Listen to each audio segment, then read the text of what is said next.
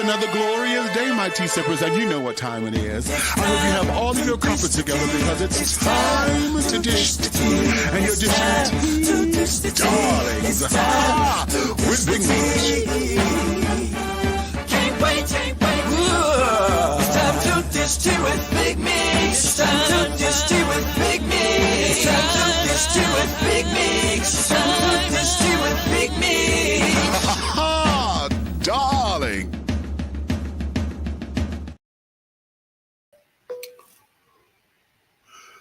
All right. And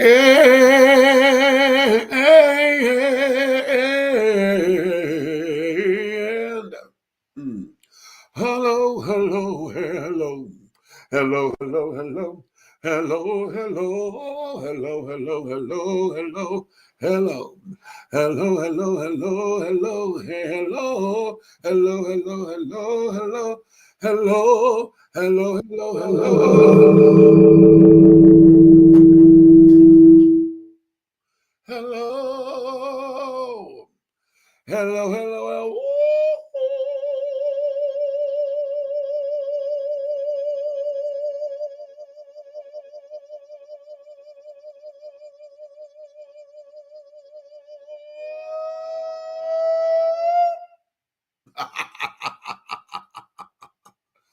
How we doing over there, babies? Wait a minute, hold on. All right, I'm gonna mute your mic. Don't get excited. I'm not. Start clicking on it. Okay. I'm talking. Anyway, what's going on, people? What's going on? What is going on in your world? It's another glorious day, my babies. Y'all know I'm a squeezy bottle, honey. Yes, this one is fucking me from behind. Okay. Right. Okay, what's going on, honey? It's another glorious day, my teacher. Because I know you got all of your crumpets together, right? Because, honeys, it is time to dish tea, and you are dishing tea, darlings, with Big Meech. What's going on? What is going on? Need to do a sound check for the people. A sound check for the people. Okay. What about you? Okay. Wait a minute. Let me look. And all right. We good. Talking about what they hear. Okay. Now, what do y'all hear, people? Are we good? Are we lovely? Talk to me, children. Y'all hear us well?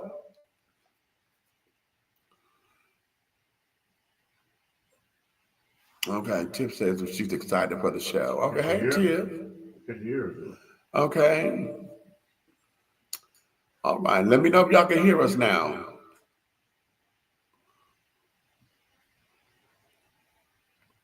Let us know. Put in the comments. Come on through. All right. What we got? Y'all hear me? I'm gonna keep talking, honey. I'm gonna read the comments in a minute. Okay. So now, as I'm saying, honey, it is another day, honey. We're going through. We are doing this. We're doing that, and carrying on. The last 7 days have been very interesting. Very, very interesting. You know, as far as the world is concerned. Can you hear us? Let me ask you. Unplug it. Okay. Can you hear you? Let me see. Can you hear us? Yada, yada, yada, boom.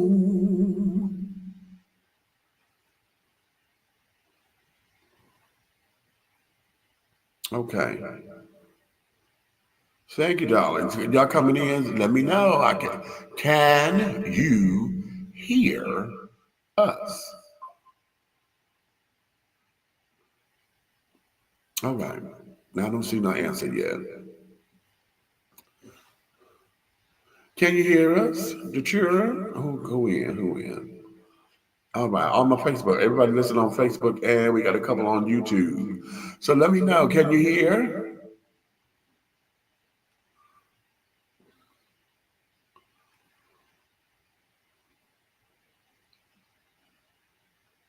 Thank you for the love. We appreciate you. Appreciate you. Okay. But anywho, the last 7 days have been very interesting in the world and things of that nature, and of course in our personal lives or whatever. And so, because of that interesting dynamic shift or whatever, today we are going to discuss relationships in a way that has been, I don't know, well, it's talked about, but we're going to do it our way, okay? Randall, hey baby, what's going on? Happy Friday to you. Are we sounding good over there? Let us know how we sounding to you, baby. Okay. We just right back at you. Okay, well, thank you. Okay, give us the sound. Are we sounding good? All right. I'm assuming yes.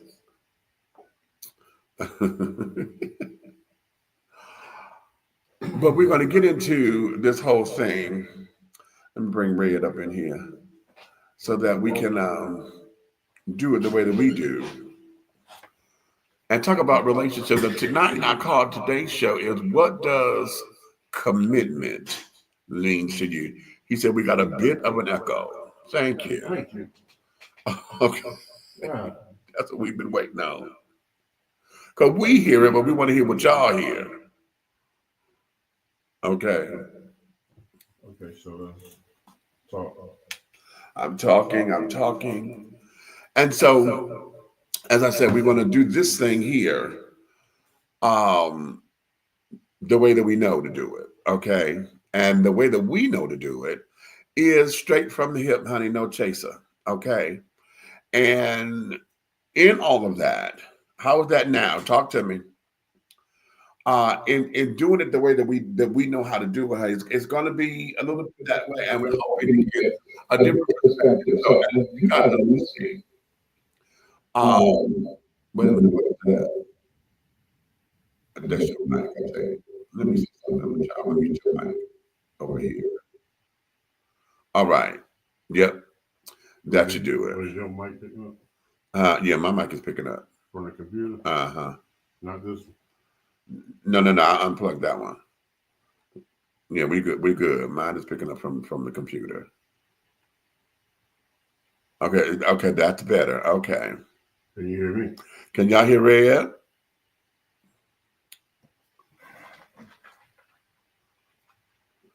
Yeah, baby. Yeah. See, the problem that we have here is doing all of this is that most of the time we don't get the feedback because y'all not here yet. So trying to get it hooked up, we got all our levels and stuff right, but we don't hear it until y'all get in. So right. Plug this back in and run through the snowball. All right. And I'll leave this down. All right, well, hold on.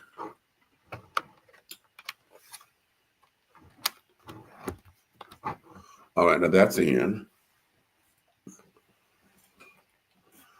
Okay. Bada yada yada. So you check your levels the way I am. All right. And we are doing I want the blue ball default. And that there is that. Check. And the levels are wonderful. There you go. Boom. So if I go, okay, you know what? Let's cut this off. It's Facebook. Just scroll on my phone. Okay. All right. So there we go. And we are here. Okay. So now, let's get into, of course. Hold on. This is my chat. Honey, we are on the air. Go on Facebook. Bye. I knew that's why that chat was calling. Are you dishing tea tonight? I keep telling the child every day, every time.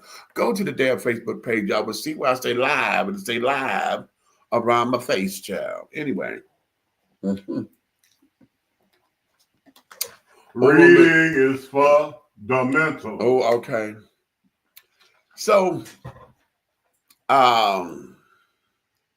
wait a minute. Group said, did you download her music a week ago, or did she need to resend it? Did you send it to me? Yeah. The we transferred from the. It must be from somewhere different. It is. Send it again. She said he said send it again. Yeah, that's what it is. Okay. I recognize it. So bada boom. So today we're going to get into a couple of things, honey, and when we talk about what does commitment mean to you, we're going to take it across the board because we already know what it means in, romantic relationships and marriages and things of that nature. But we're also going to look at it in platonic relationships, friendships, family, business. We're going to look at what does that mean across the board. Okay. Hey, Tiff, what's up, baby? We want to look at that across the board, darlings, because I think what happens a lot of times is that the human id is very conditional, okay? And oftentimes we forget that there's a spiritual element to a lot of stuff. And because of that, we don't allow ourselves to fully embrace or to accept a lot of stuff. You know what I mean? So we're going to get into that tonight. So wait a minute. Let me put the video up in here so that I can bring this to your attention because I want y'all to see something that I think is going to kick this off. Now, if y'all watching live, you're going to catch it. Okay. If you're not watching live and you see this in a replay or something, that's okay. Because I may have to take this down. Okay. Oh, of course. Of course. Wait a minute, let me take that out of here. I can delete that one. Wait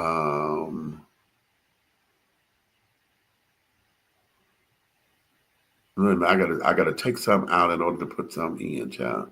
I done reached my destination quota. Okay. So let me try this yet again.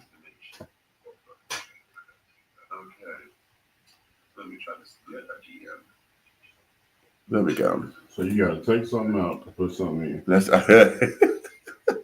Yeah, I said it. I'm just clarifying. I just said it. That's it. I said it. That's all. Okay. Okay. I'm not holding nothing against you.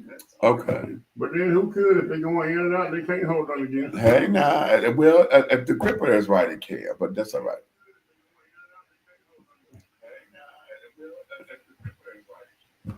We're not talking about the shop where you work with tools. Let me play this video here and let's talk, okay? Yeah, play with the video. Yeah. You're going to want to listen to this. The only recipe to a long-term successful relationship is to never leave. That's the only way you can get 30, 40 years, to never leave. Yeah. Because we're going to go through some things. And there's going to be a lot of things that I say, this is it. This is the non-negotiable. But if I really am in it to be in it forever, like from the beginning, before I meet a man, I'm saying when I commit, I'm just doing this forever. That means I'm signing up and forgiving you before you do any of the bullshit you may come with. And that's challenging, but that's what real commitment is. Commitment is I'm going to do what I said I was going to do no matter how I feel. That goes back to what? Emotional intelligence. Emotional intelligence is a nucleus to any healthy relationship. If I'm committing to you and you piss me off, I've committed to stay. So where am I going? Where am I going? Doesn't mean I can't take a break. Doesn't mean I can't take a pivot. I can't go to brunch. I can't meditate. Can I take a weekend of woosah? But that means I'm not leaving you. This is an attitude that many people just don't have in relationships. They have to come in saying, we're going to work it out no matter what. Doesn't mean you bury it under the rug and stay miserable with each other. You still have to do the work. But nobody has this anymore. Nobody says, no matter what, we're together and we're figuring it out. Okay. And we are back. Okay, let's get into it, children. Let's get into it because y'all heard something there that is completely old school.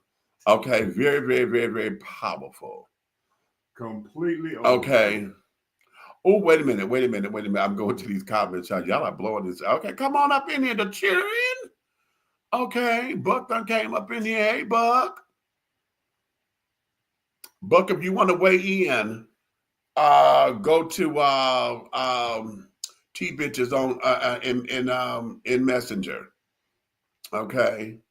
And you can put my number on the banner if they want to call and give their live comment. Oh, we want to do. Oh,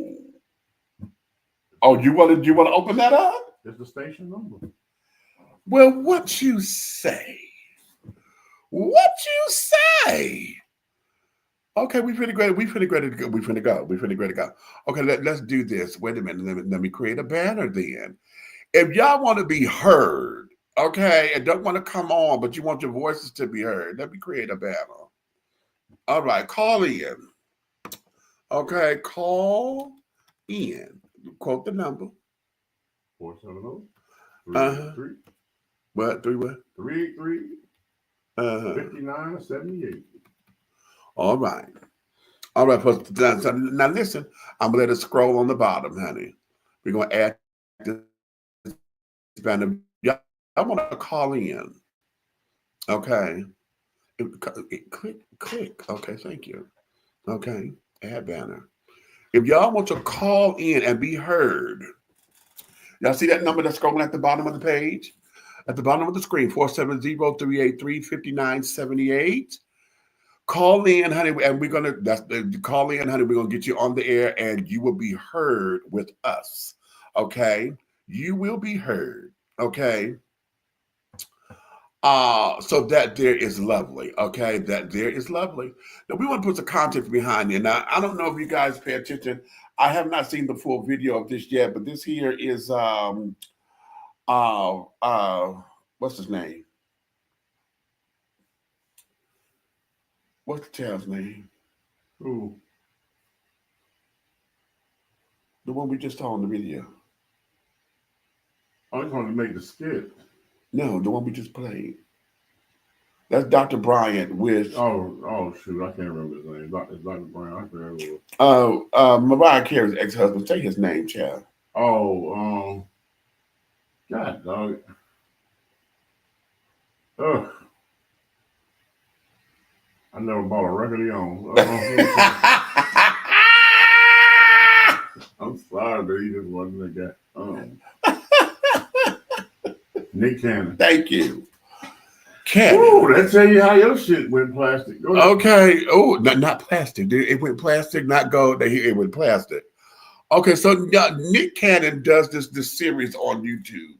Okay, where he bring in folks that carry on. And I've seen a few of them actually. I have not gone back to find this one, but nonetheless, what was said here was very old school. In some cases, it can be controversial, but at the same time, let's talk about it. Because when we talk about commitment, okay, a lot of times we end up putting conditions on what that commitment is supposed to be. Okay. What? What we're not going to do with this subject matter is use words like we. Mm-hmm. Mm-hmm. Because there's no such thing as we when you talk about the conditions of a relationship or love. Because men are in relationships and we love unconditionally. Women love with conditions. Okay. So let's not mix the we up. Okay. Well, yeah, no, and the reason why I do is because I'm talking about us as human beings. Because oftentimes, even though men do love unconditionally, there are moments where it does become conditional because it's a business arrangement. Okay. So if it's a business arrangement, you know, that changes the relationship. It's still conditional. Right. But that becomes conditional, but is it on his terms or her terms? It's always gonna be on her terms. I don't necessarily think Find so. me a snake that you can satisfy. Interesting. Okay. Interesting. Okay. Okay. Okay. Okay. Okay. So let's get into it.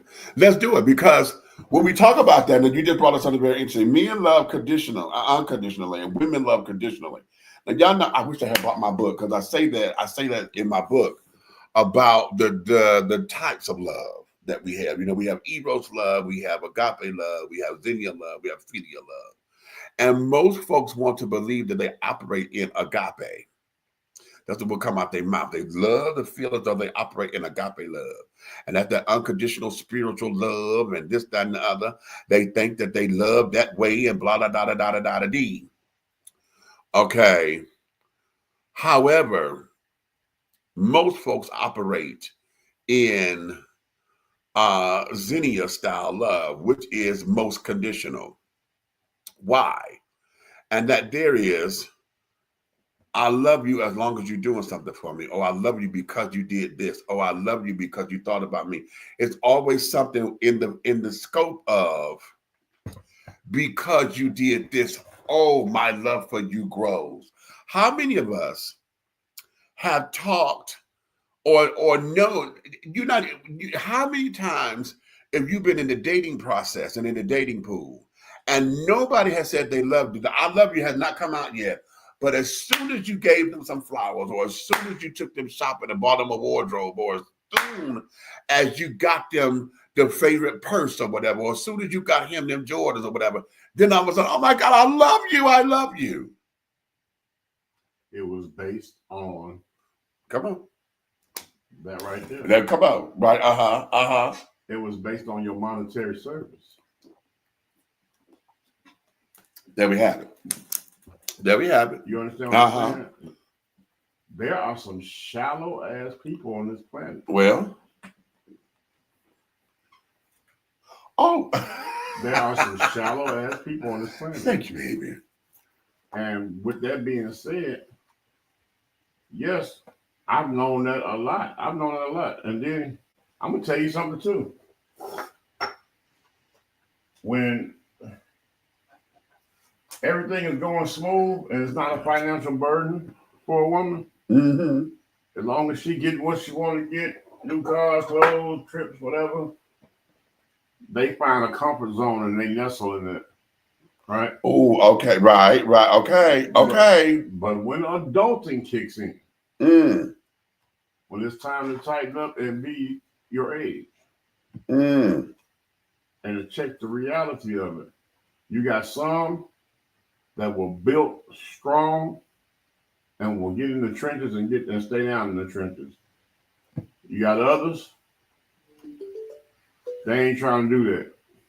Okay. Like the house music song say, they looking at the front door. Oh, okay. And basically waiting on the next person that's gonna doggone the wind, the stars, the moon, and everything. You know what I'm saying? Because I'm gonna tell you something. A new piece of coochie ain't nothing but an old piece of coochie. Well. That's just what it is. Because it's old to somebody else. It's new to you. Yeah, right. So Right. So let me tell you, how many bases you gonna have to tag before you realize you should have stayed at home plate? Oh, how about it? I'm just saying, that goes all the way around the world. I've seen this over and over again. Even as a child, I recognized that behavior. It wasn't my place to, step in or say anything. But I was a child and recognized that wasn't something wasn't right with it. I couldn't say what it was because, again, like I said, I was a child. Right. But as I developed in age and went through it, and up to this point right now, I put it to you like this. On this day, I stand here proudly with a master's degree in life. Okay. You understand what I'm saying? Because everything that you go through in your life is pretty much, it's a university that builds you up to the next class. Exactly. The only time that you graduate is when accountability becomes a natural action. When you start to learn that the words that you use out your mouth are not words of comfort or words of statement or stability. They are action words. That means when the words come out your mouth, when you say, I love you, that don't mean I love you and it's just a feeling. No, I love you comes with a million things you're willing to do to obtain that love, conditionalize that love, to keep that love, to build that love, to make that love reciprocate. Right. Mm-hmm. But at the end of the day, I'm speaking from what I saw as a child. You know, so I spent my life being hard-headed, doing a lot of stuff that I should have known better. But at this level, when I graduated, I found out that sometimes the classes that you go through, whether they some devastating classes with demonic situations, those are the ones that come back to haunt you. You know how you go to school, you be like, I don't need this algebra. What I need this for when I grow up. Right. But then all of a sudden, 10 years later, your boss say, go get me 3/4 worth of so-and-so, so-and-so. Right. You know what I'm saying? To bring back a third of that pile over there. Right. Now you got to go over there and do algebraic expression to take out exactly what you need to bring back over. Or how about the job? Because see, now if you're a construction worker, you got to know that. If you're a carpet layer and carrying on, you know, Jesus was a carpenter. Out. Okay, that's where all that comes into play. But it's crazy because we would think that, okay, well, yeah, that's devastating. It happened to me, and it was the worst thing that got happened to me. So I'll just suppress it because I ain't gonna never need that no way. I ain't gonna use it. Nobody's never gonna understand it. So let me keep it to myself, not knowing that it becomes a pressure point and a trigger for your entire life over every class that you're going through for growth, making you make some terrible decisions. Right. Because you're carrying luggage. Ooh. And that luggage is not healthy. No, it's not. Because the number one thing behind going through stuff when you're a child, a preteen, or whatever you go through, and you go and take care of it into your adulthood, hurt people. Right. You understand that? Mm-hmm. But when hurt people that are already hurt, the disaster becomes catastrophic. Of course it does. Because when you thought you were there, not knowing that you think you self-healed yourself, so you think you're a nurturer to the person that you're with, and you trying to be a regular relationship, not knowing you weren't sent there to be in a relationship. You were sent there to heal that person based off the wounds that you were carrying. So when you approach it the wrong way as a relationship, when you should have came in as a healer to maybe down the line 10 years to build a relationship, then that's where the healthy thing comes in, for the give and take. Because you all have taught each other and built each other. Right. But if you walk in and you're the only one giving and they the only one taking, bro, what's the difference between a goddamn? What's between? I mean, I'll be honest with you, and I used to crack this joke when I do stage plays, right? You know what I'm saying? It's, hey, how many people show of hands are married in here? They raise their hands. You know what I'm saying? How many of the dogs in here they happen to be married? All right. Here's a question for all y'all. What's the difference between a prostitute and a wife? Okay. I'm taking 3 answers. None of them are never right. And I'd be like, y'all stupid as hell. It's $40. That's right. Okay. At the end of the day, who am I but a guy who has been dragged through the mud and dragged himself through the mud? And I'm cleansing myself right now. I ain't got time for other people's bullshit. So, and there you have it. Let me go here because my nephew bought. I forgot I gave Red copies of my book, right? So nephew done bought the books in from the table. So I'm gonna read to y'all this passage from Awakenings, my first book, Awakenings, Epiphanies Along a Spiritual Journey. Okay, and this passage is called "In What Love Do You Operate?" Okay. This question may seem as if I am talking out the side of my neck, but I ask this question to anyone who considers what I'm offering, because one may believe and feel as if this is an easy question to be answered. However, I beg to differ. You see, many may know about the term unconditional love and believe that that is the only kind of love that exists in the universe, but we all know that it isn't. Yet we still conduct ourselves as if it is. Let me take a moment to offer this first. There are 4 types of love that governs us. 2 of which we know, the other 2 we've experienced, and we are acting in it, but we are unaware of what they are. Okay? Right. The first one, agape. Yeah. Okay. This is the most famous love of them all, and the kind of love in which most people believe they function under. Additionally, this kind of love is the root of the other kinds. This is love that is unconditional and comes direct from the Creator. To operate in this love means that regardless of what a person says or does, the love one shows him or her is on the same level as one would show oneself or those who are a member of one's inner circle. Right. Okay. Usually, those who profess some connection to a religious dogma or philosophy or see themselves as operating in this style of love. Now, granted, right here, I got more familiar. I've heard it, knew what it was about, but when I entered the realms of, well, we both know what Christ Way is. Christ Way Outreach Resurrection Church in Monroe, Georgia. All right.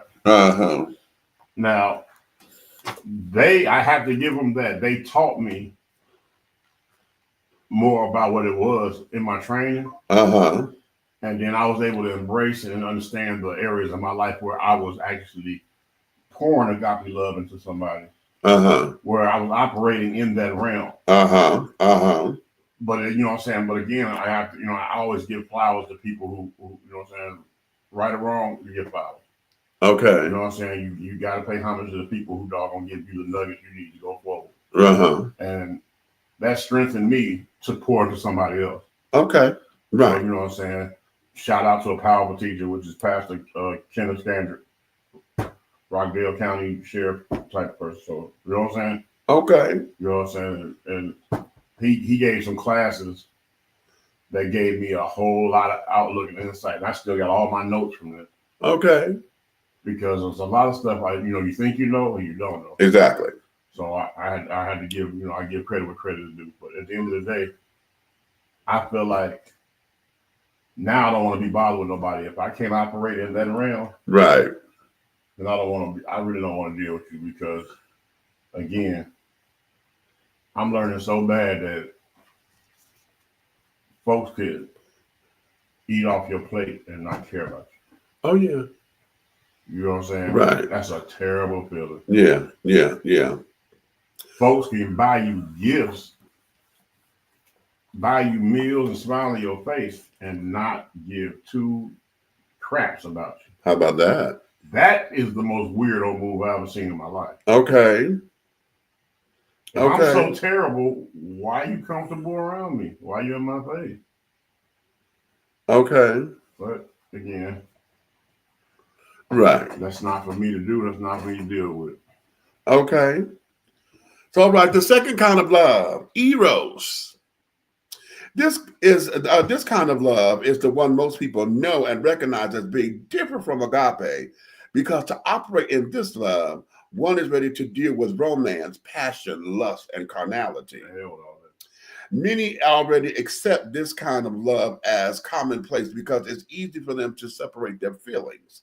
Because of the connections made under this kind of love, agape is interwoven into the fabric of relationship because of the bond created in eros. Okay, meaning, in other words, if the dick in the ass was good, honey, that's my husband. Okay, and this, that, and the other. Okay, and most of the time we end up building relationships around the sex, and that is a terrible world to be in. Right. Okay, now philia. Philia, this kind of love, many don't know by name, but they know by action. This kind of love operates as a conductor of trust and sincerity, one and sincerity, one that establishes with family and friends. Those who operate under this kind of love demonstrate loyalty and trustworthiness to those they feel earned a spot in their heart or in their inner circle. This kind of love is a tester for all types of relationships and becomes the blueprint for how we interact with others on a daily basis. Okay. That was right on time. Zinnia. Now, this kind of love is the love that no one really knows or quite possibly cares about. This kind of love is our basic common courtesy style love that one shows to one another simply for being another human being on the planet. This is the hospitality style love that many of us want others to operate in, but we become selective in how we operate and use it. Wait. Right. Did I just use the word selective? Yes, you did. Yes, I did. Here's the thing. Most of us, I believe, operate in zinnia style love because it is the most conditional style love. Okay? Though we say we love people with the love of Jesus, aka agape style love, the fact is we don't. Society has simultaneously been very hypocritical and peculiar.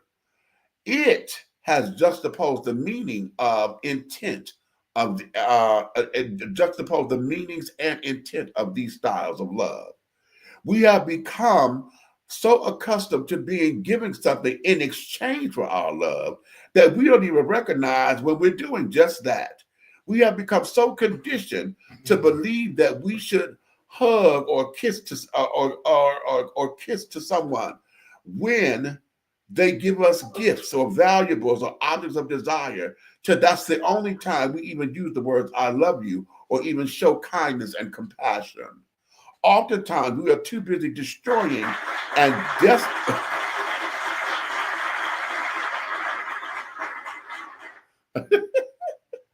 I just wanted to say that if you got that many levels of love, which one is real?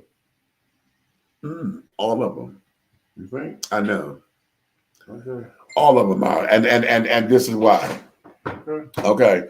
Oftentimes, we are too busy destroying and desecrating the relationship we built because we are doing all things opposite of love. All right. Would you explain that one? Yes. Okay. I'll put a pause right there. Let me turn the light on. I had to turn my light on, y'all, because I had to see this a little better.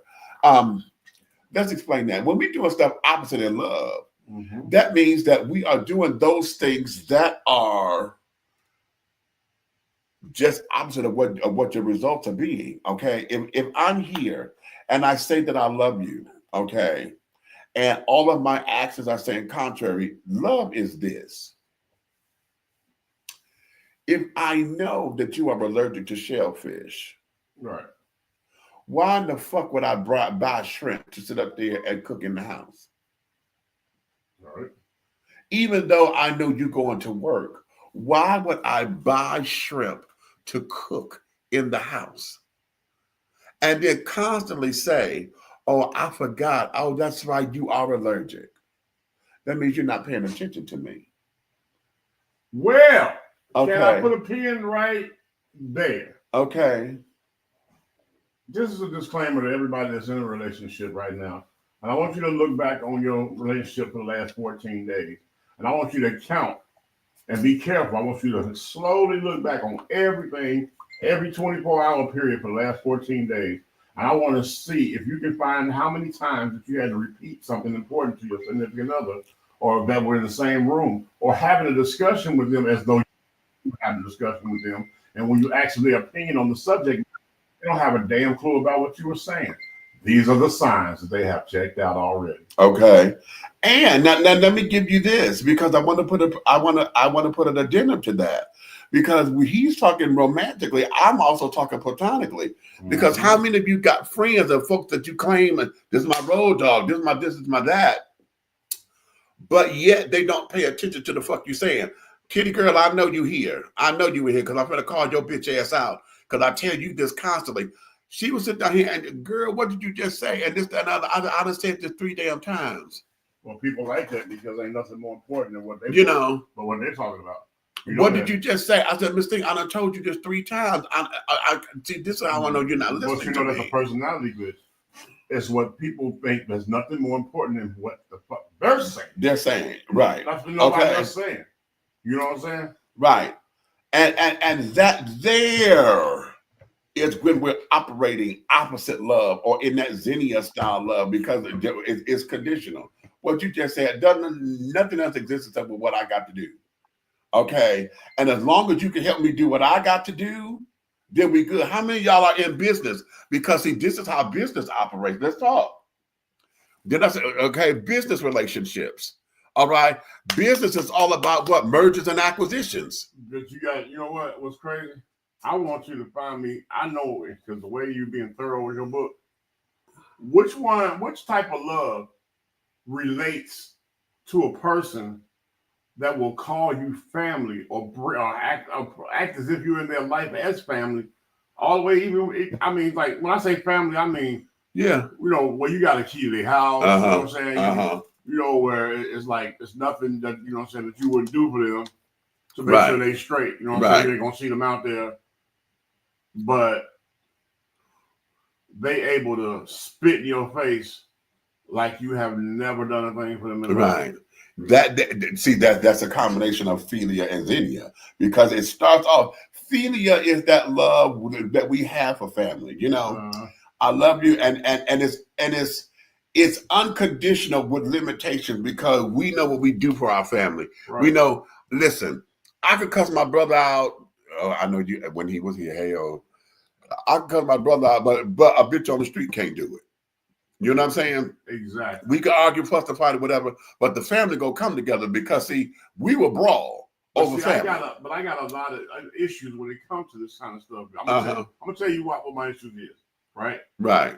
Okay. We've been rocking for a lot of years. You know what I'm saying? We like brothers. Okay. Right. You use that word brother and family. Don't use it loosely. Hello. You understand what I'm saying? Now I can sit up here and call you all kind of sissy motherfuckers, gay motherfuckers, between me and you, but bet nobody else do. Right. Okay. Right. But at the same time, guess what?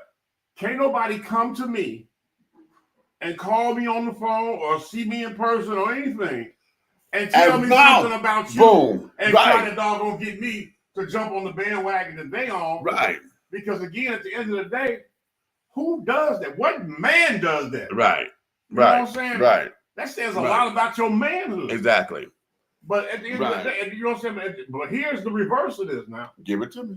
The reverse of this is a man that's susceptible to this behavior from another man and make his decisions on what this person brought to the table. How did you do that? Right. And then again, you make a decision on what somebody bought you that is not even in the circle of us. Boom, boom, boom. Right there. Right there. So now I got to question your loyalty. No pun intended, but that's some gay ass shit.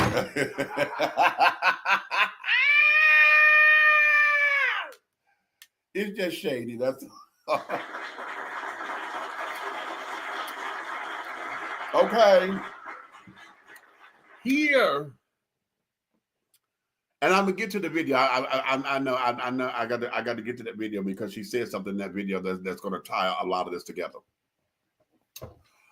A lot of that we go through. Okay, when we bring it in, folks, and we call them family. See, one of the things that I have learned and I come to love about life is that we are born. Okay, we had no choice in how we got here. Okay, that was not our choice. We got here. So the family that you were born into, you had no choice over. But the family you create, okay, becomes a whole different thing, which is why I don't like to use the word friend loosely. Exactly. Because when you got friends that are tighter than your brother or your mother and carrying on, that's family. And that's where it is. Because that's why I don't use that term loosely. Because see, when we get here, oh shit. Okay, wait a minute. I just had okay. I'm still processing this, y'all, because I'm hurt. And I don't say it out loud because I've accepted this, but it still hurts nonetheless. Because I got 45 years of a friendship that's in limbo right now. And as far as I'm concerned, the way how it's being handled, it's over. Okay. Someone I call my Brewster. Okay. This is a bitch, honey. I was really ready to go sell my body for her to make sure this bitch could get home from Atlanta because she got stuck. And we were all broken. I put on my good hoe suit to go out, to go and hold my body so this bitch could get home. To be in a place now where this child is choosing to live a life that doesn't include me. And I put it that way because that's what it is. Okay. I'm hurt and I still have to process that down. But I'm bringing that up to say, as Red just said, you know, when you thought you had somebody and you're treating them like their family, but yet their behavior changes. And you thought that you, listen, we could talk about it. Bitch, I done set up in here with you taking a shit on the toilet, bitch, and we in the bathroom together. Okay. That's how close that we are. Okay. My thing is this. Okay. I want to ask this question. Oh, God. This person, right? This is a person that I'm thinking of right now, right? Right. How could you feel close enough to go out your way, right? To not miss my birthday as a brother, bring me a gift to my home, but you let another ninja infiltrate. Mm-hmm. And you base your decision off the lies that he added to the truth. Boom. Yeah, accountability. I'm a grown man.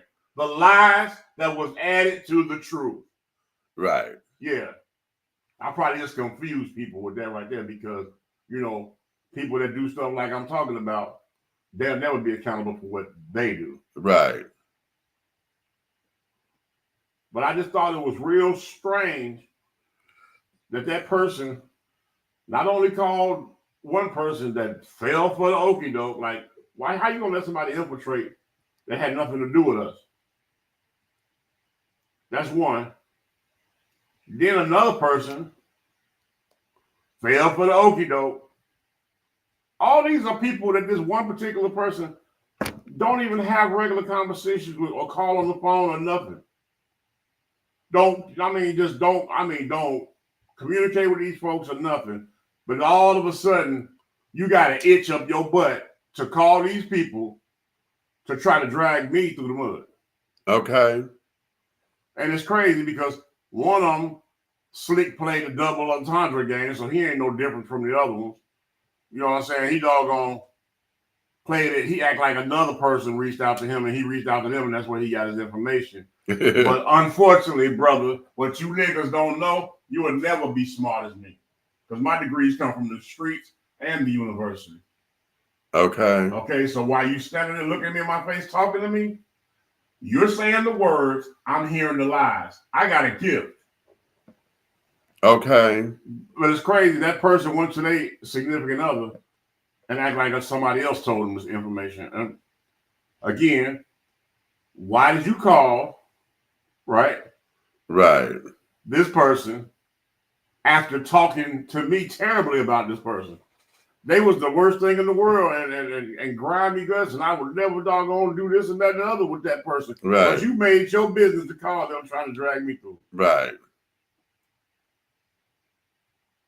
And you wonder why you got problems. Right. Okay. This is a very interesting question. Randall, you said, did you really not know why the relationship changed so drastically? The answer is no. I don't know. Or yes, I really don't. I don't know what changed because it was never communicated. I felt the change. Right. And whenever we brought it up, listen, let's talk. Something ain't right. Oh no, we good. I'm just going through, you know, I'm like, are you okay? Wait a minute, bitch, you lying to me. Adolescent cop out. Okay. No, I'm not lying, girl. I'm good. I'm good. I'm just processing. Okay. Well, I'm gonna let you process, but get with me because I don't like how we feeling. I don't like this feeling. All right, I promise you. I promise you. All right, that we swear we don't break promises to nobody. Okay, that was that. Whenever we promised, we don't break promises. Okay, so over the years, we sit up there saying, okay, I'm gonna give her a minute. I'm gonna give her a minute, and this, that, and the other. Okay, and yada yada yada. Okay, but now I'm hearing from somebody else about shit that is in your crawl about me that I thought we had resolved years ago, number one. And when we had the conversation, you told me you were good. All right. But now I'm hearing residuals from somebody else who's in the circle. Okay. But you got to remember, because when people act like that, Meech, I started to dissect and analyze the situation. Yeah. A lot of times they either jealous of what you got or how you operate and how you moving, or they want what you got. Oh, that's good. And I had to put this together because the particular people I'm talking about, I've heard little comments before, like I had it made, you know what I'm saying? Right. Okay. So that probably was excited to help destroy that. Right. So then I've also, you know what I'm saying? God was, you know what I'm saying? Because I feel like this, I give God the glory for everything that I have. Right. Anything that come across me, I know that it has something to do with me being faithful and me dogging prayer and sticking to it. Right. And the blessings flow over. I get it. Okay, I understand that. You can't save me. Everything here is not ours, it's his. We just the manager. Okay. But at the end of the day, I start analyzing. You know how you start reaching back and you start finding all these little clues that you ignored because you thought the situation you was in was something different. Right. Right. You get what I'm saying? Right. Exactly. And the whole time, exactly. This person, I mean, bruh. Exactly. I'm gonna tell you what gets me the most. If you had something going on where you were trying to get me back for the past or something, or whatever, right. I'd rather you be a man and just fire off or me, fight me. Right. Get it out the system. Right. You know what I'm saying? Right. But that falls back to where you think other folks is soft. They're not as hard as they think they are. Oh, okay. All right. Say what you want. Right. Say okay. What you want, you know. And then I ain't seen a bike yet that don't fall when you hit the kickstand. How about it? All right. Okay. And then Randall, going back to your question, and I'm gonna finish this passage in the book. When I put it out there, okay, in this particular situation, it's been a year ago that I did this. I made a videotape. I went live. Okay, I did a YouTube. No, it wasn't a YouTube. I recorded it like I was doing a live, but I recorded it so that it wouldn't go public. And I sent this to my Brewster and the other person, my nephew that's in our circle, because I referenced my nephews. I wanted him to know what I said because I didn't want it to be hearsay. So it was an hour-long video, okay? And I put everything out on the table. I'm like, girl, listen, because I'm told this and I'm told this and I'm told this and I'm told this. Okay, and bitch, we were supposed to have been better than this. Okay, and I went home. And I said, when I come home, we're going to do like we do. Because see, when we had an issue and we needed to cuss each other out, we went by the water. We went to go get something to drink. Because we Boilermaker drinkers, so we get some vodka and 40 ounce, honey. We go get something to drink, and we go to the water, and we cast everything on that motherfucking water. Here, and we snot because we all types of bitches and motherfuckers are carrying on to each other. And we get it out. And I went home. Because first I said, call me, and let's do this. Now, for whatever reasons, the first he did call. But my phone did not ring. Okay. I did get a message. I'll call you back. And this, that, and that. I tried to call him back. And we kept playing phone tag, right? So, but that took 2 months after he got the damn video. So now he got the video in January. March is my birthday. Okay. So, all right. Here we go. So now I'm reaching out. July is his birthday. Hey, happy birthday, Briss. You know, we there. I go home. I'm in town. I need to see you. I was told I work 12-hour shifts on the weekend.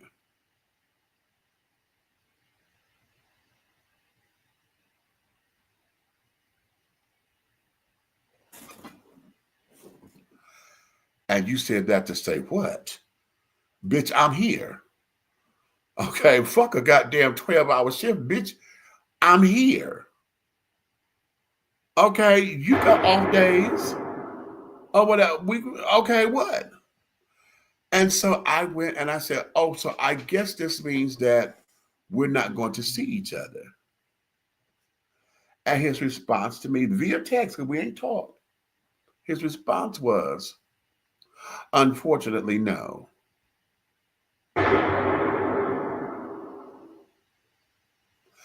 And it was then that I said, okay, you know what? Baby, go work your shifts. Have a wonderful shift. Don't let them stress you. Go to work because I'm done. I am done with trying to make this work like this. So when you ready, you know where I am. My phone number has been the same since I moved down here, and I've been living here in Georgia for 18 years. I changed it when I moved here, and it's been the same. Okay? So because of that, I don't know what has happened, because now I'm trying to get, where did I go wrong? What did I do? What is this? And then the shit that's coming to me is like, bitch, I thought we had resolved on that. What is this? And okay. So now I have to accept the fact that you're living a life that doesn't include me, and I love you enough. I love you enough to let you go and let you have it. Because that's what you said you want. But should it falter, I'm still here with open arms. But if it's space that you want and you need, that's it. But that's because that's my sister, my Bristol. Okay. But at this particular stage of the game, bitch, we over 50 right now. We are over 50. Okay. I don't know. I don't know. That's a real good question. I don't know. Outside of weed, I don't think there's anything else. You know, he smokes weed and carried on. And he drinks. Now that's a fault. He drinks like a goddamn fish. Okay. And carrying on. But I don't know. All I know is that's what this was. Okay. And at this particular stage of the game, am I hurt? Yes. Okay. I'm completely hurt. Because I never thought, we talking 45 fucking years. That's a lot. Okay. 45 fucking years. I thought 21 was devastating. Okay. And here we are.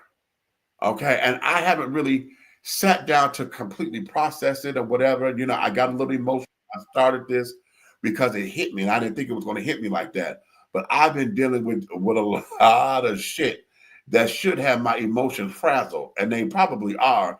And I really probably need to go to counseling or whatever. But it's just the impact of that. How many of y'all lost your best friends because it feels like a death? You know what I'm saying? This is because something. Of some self-centered, egotistical maniac wanted to drag me through the mud for some reason that he don't have the cojones to say it to my face. Has any of his other relationship changed or just yours? No, the other person in our circle, my nephew, yeah, it was the three of us. We called ourselves the Witches of Eastwick, right? So it's the three of us. Yeah, that relationship has changed. That's funny. Okay. No, that's funny. But That's funny. Yeah. okay. So yeah, that has changed a whole hell of a lot. Okay, and carrying on.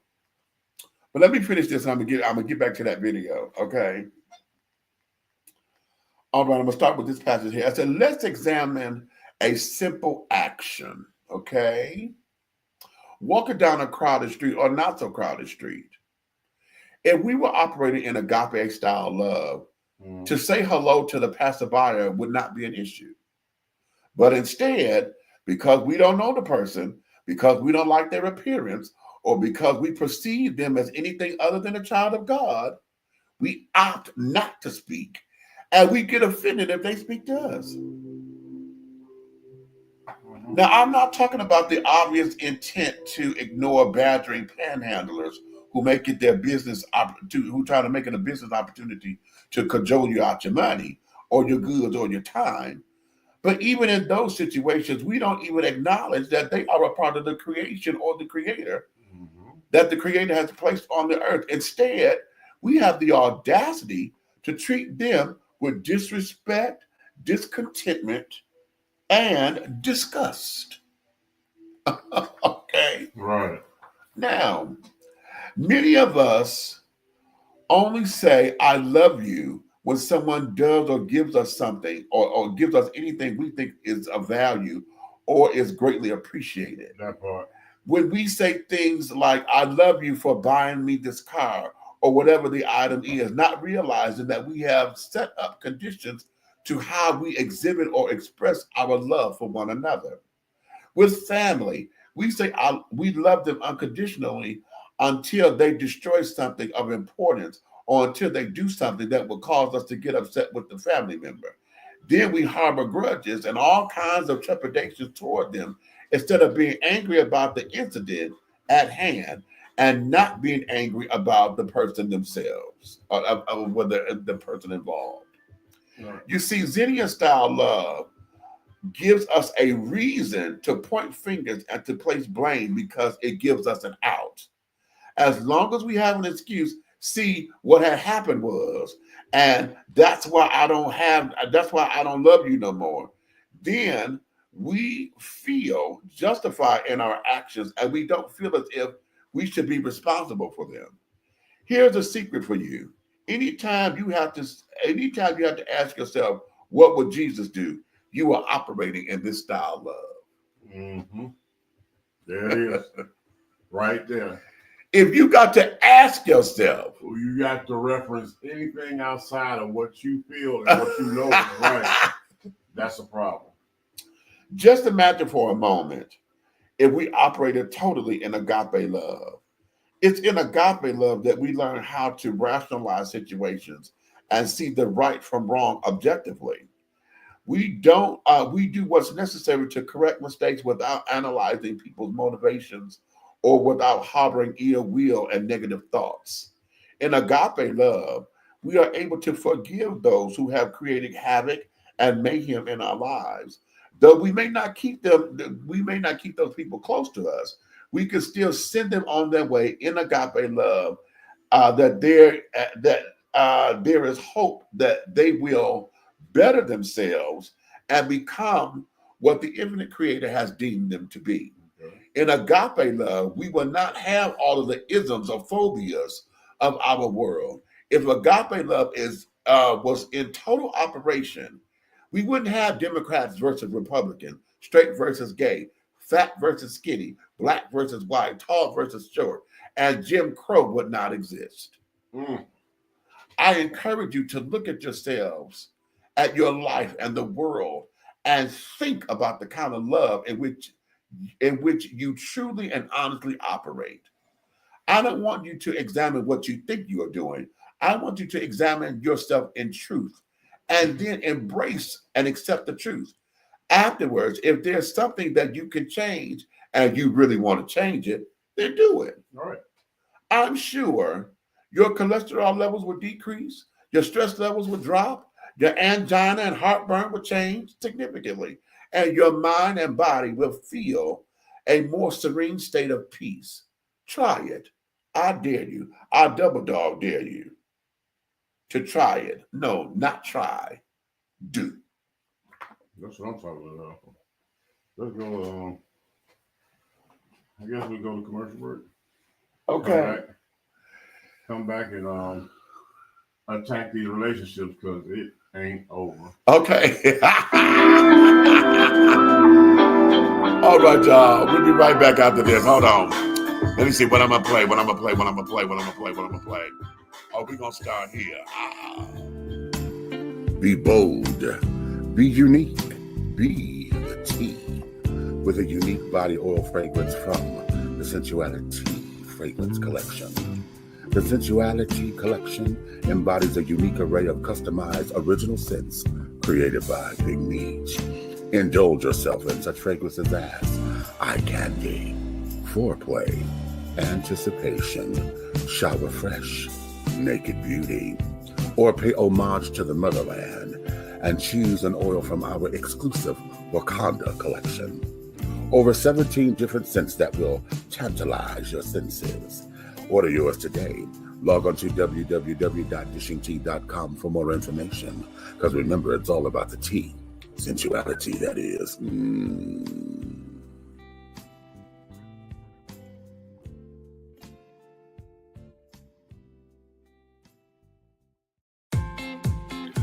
Attention all business owners. Use your advertising dollars here. Looking to reach a more diverse audience for your products and your services? Well, this is the platform for you. Dishing Tea Entertainment welcomes all businesses who wish to expand their brands and looking for clientele that's more than grown and sexy, but also the seasoned and sophisticated. For more information on how this spot can be yours, contact Big Meat at 404-914-5610 or go to our website at www.dishingtea.com. We're not asking for your permission. We're not seeking your approval. We're claiming what's ours in the name of our ancestors. We are their answered prayers. This is more than a movement. This is a revolution. Black innocence. What are yours today?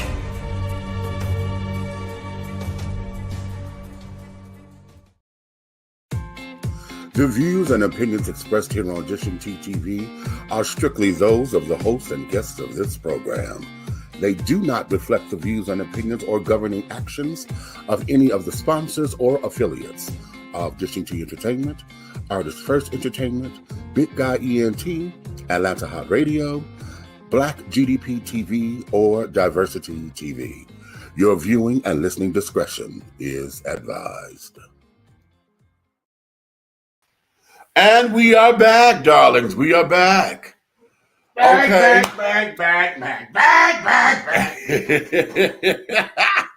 So here, let's do this. I'm going to replay the video because I want to get into something that girlfriend said up in here. Okay, that sent us over the rainbow. Okay. And as we said, this here is old school talk.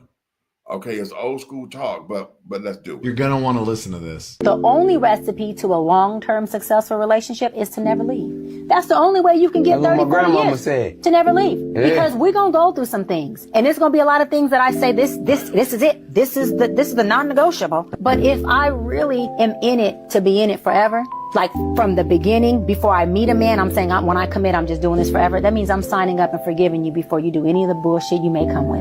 And that's challenging, but that's what real commitment is. Commitment is I'm going to do what I said I was going to do no matter how I feel. That goes back to what? Emotional intelligence.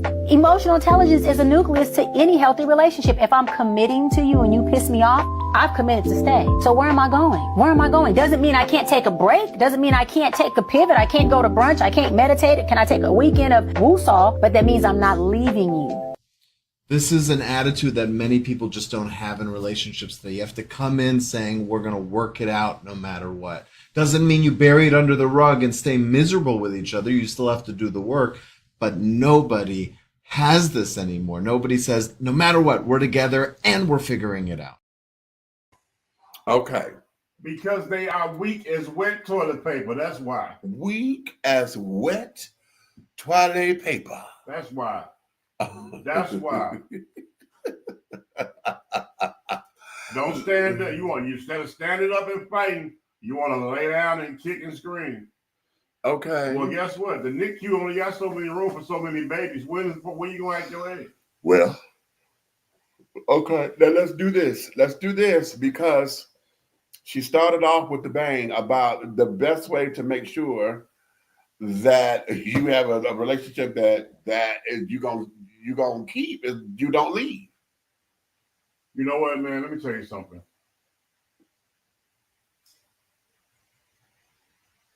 I've never been envious of my grandparents up to this point. Okay. Okay. And I saw them with the cutest fussing and disagreement, but you did not break the bond. Right. And nobody's opinion mattered.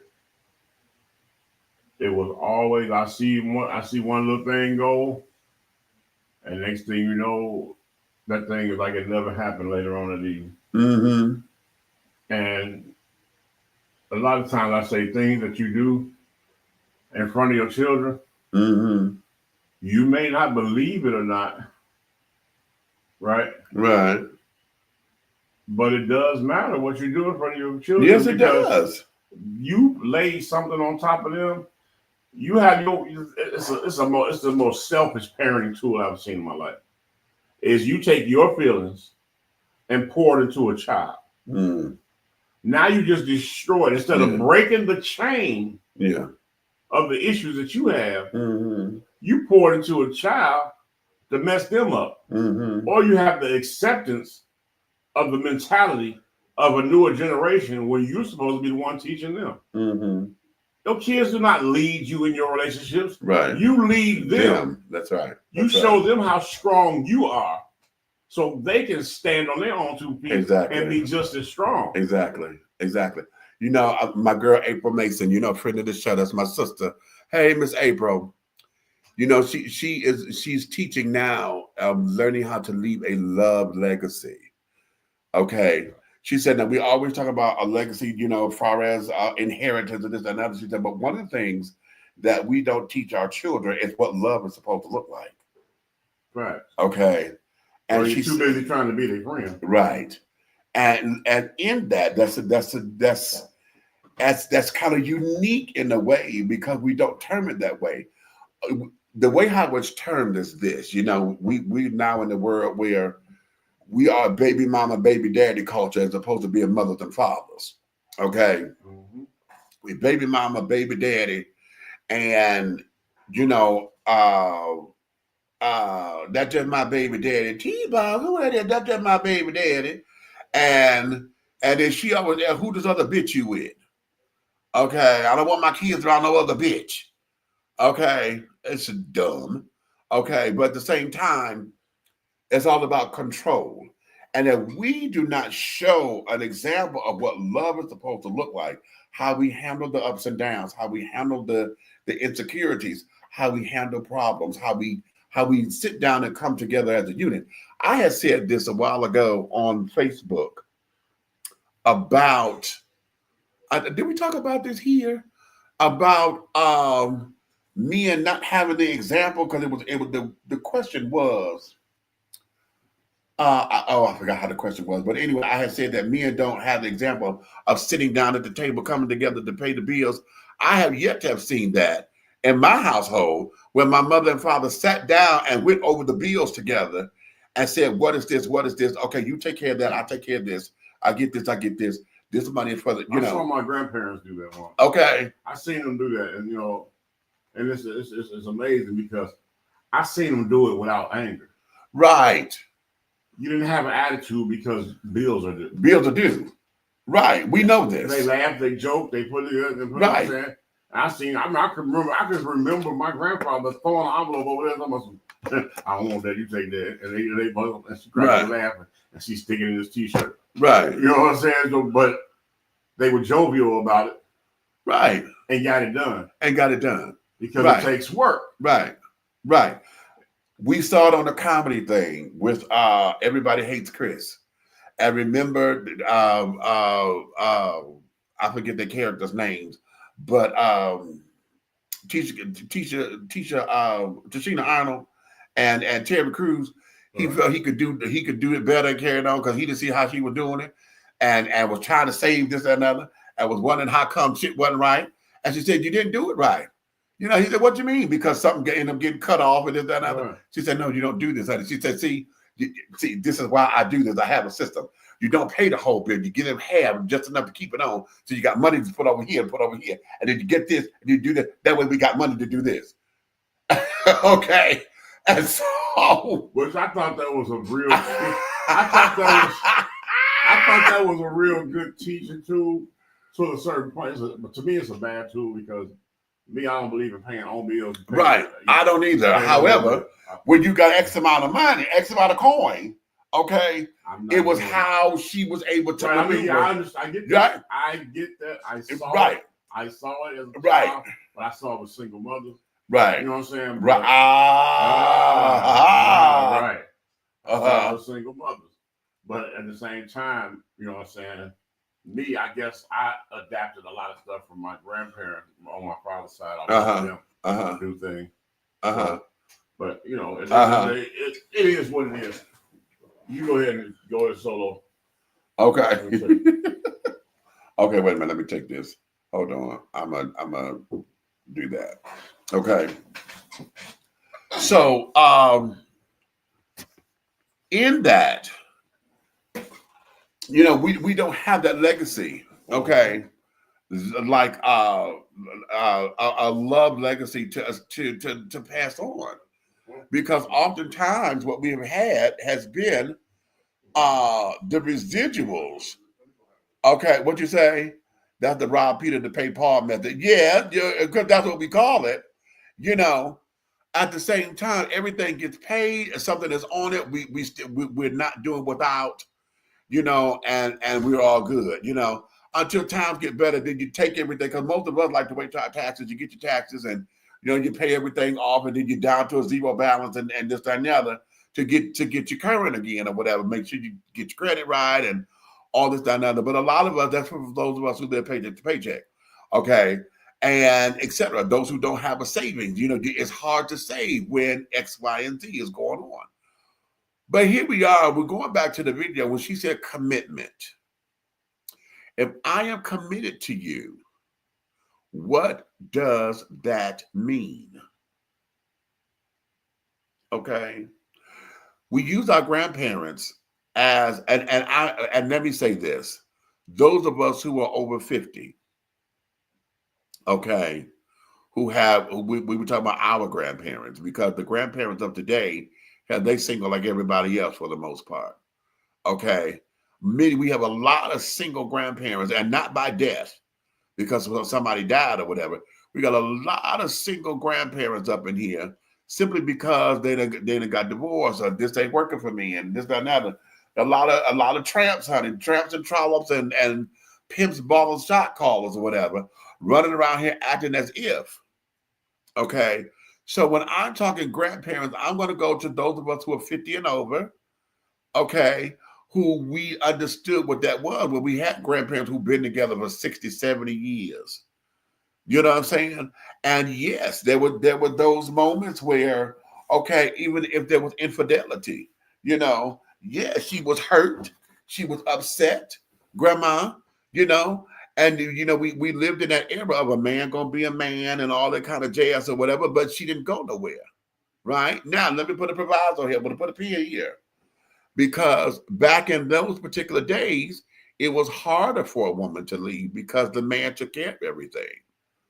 You know, a woman couldn't get this. A woman couldn't have this. She couldn't get a house in her name. She couldn't get a bank account in her name. How about that? Do y'all realize that within the last 50 years that a woman was able to get a bank account without her husband? That's my lifetime, dear. That's something that my mother grew up in. Huh? That a woman could not get her own bank account without her husband. And that changed in the early 70s, I believe, right when the women's rights movement and carrying on was going on. A woman my mother could not tie her tubes because she said she was done. Did you know she had to get my father's permission to tie her tubes to say, I don't want to have any more children? Yeah. So it was a little bit different. But at the same time, those are some of the things that they had to work through when we talk about commitment. Okay. How do we make this work? You know what? Let me give this, because the world talks about Will and Jada. The world talks about Will and Jada Pinkett Smith. Okay. We talk about, and I'm gonna say we because I know I've thrown in a couple of jabs here and there about their relationship. We call them crazy. We call them this. They have said to us, all of us, that divorce is not an option, because both of them have come up in the era where their parents were divorced and how bad the divorce, how bitter it got, and this, that, and that. Will has already been divorced once, you know, and they vowed that divorce is not an option. So yeah, they go through ups and downs. They didn't have the entanglement. They didn't, all this, that, and the third. Okay. But divorce was not an option. What does that mean? Because I'll go back to something that you asked, Randall, when you said, wait a minute, let me go pull your comment up about deal breakers. What did you say? Here it is. Having deal breakers doesn't make me shallow. No, it doesn't make you shallow at all. What it makes you is you have a vision of what you want in your life. Okay, you have a vision. But when we make the commitment,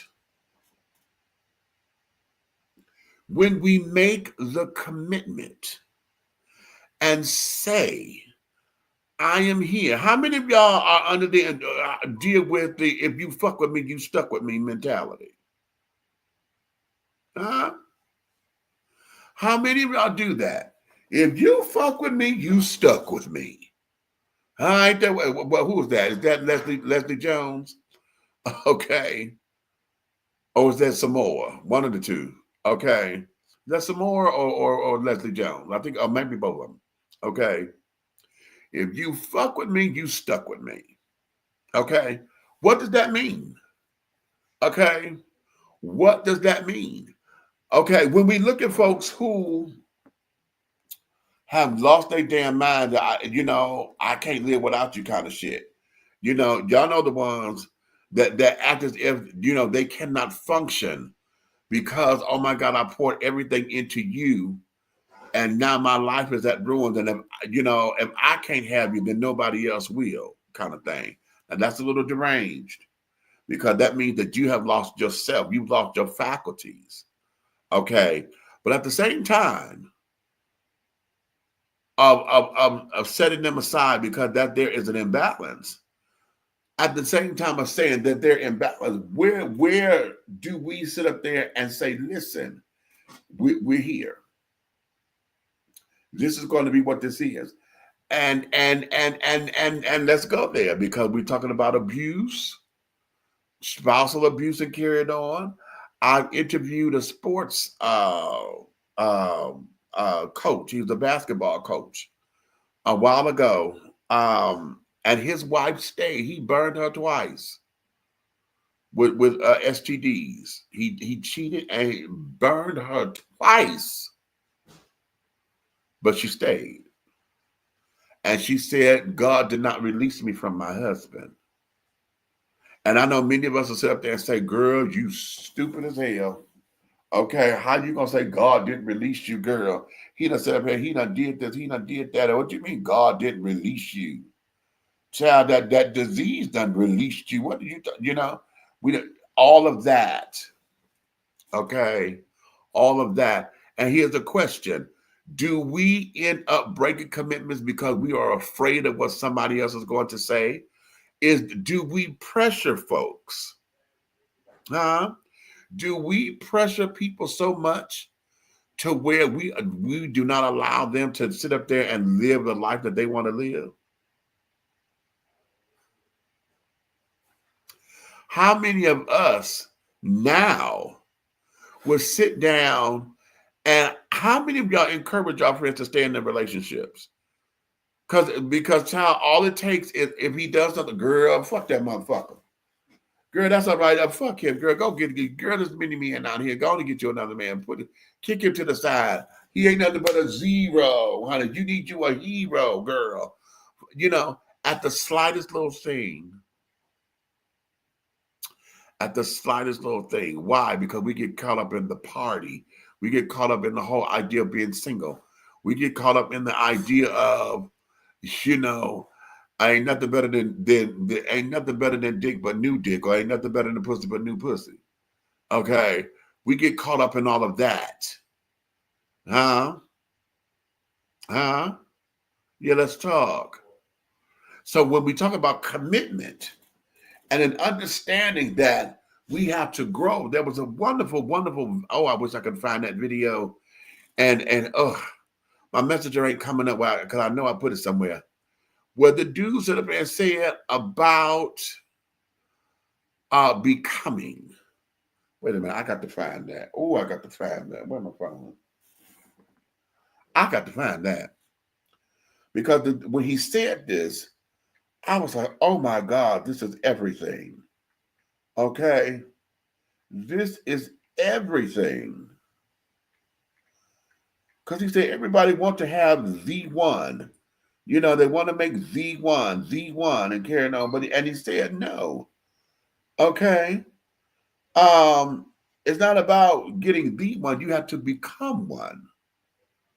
Okay. And becoming one is a lifetime, which is why when folks have been together for so long, okay,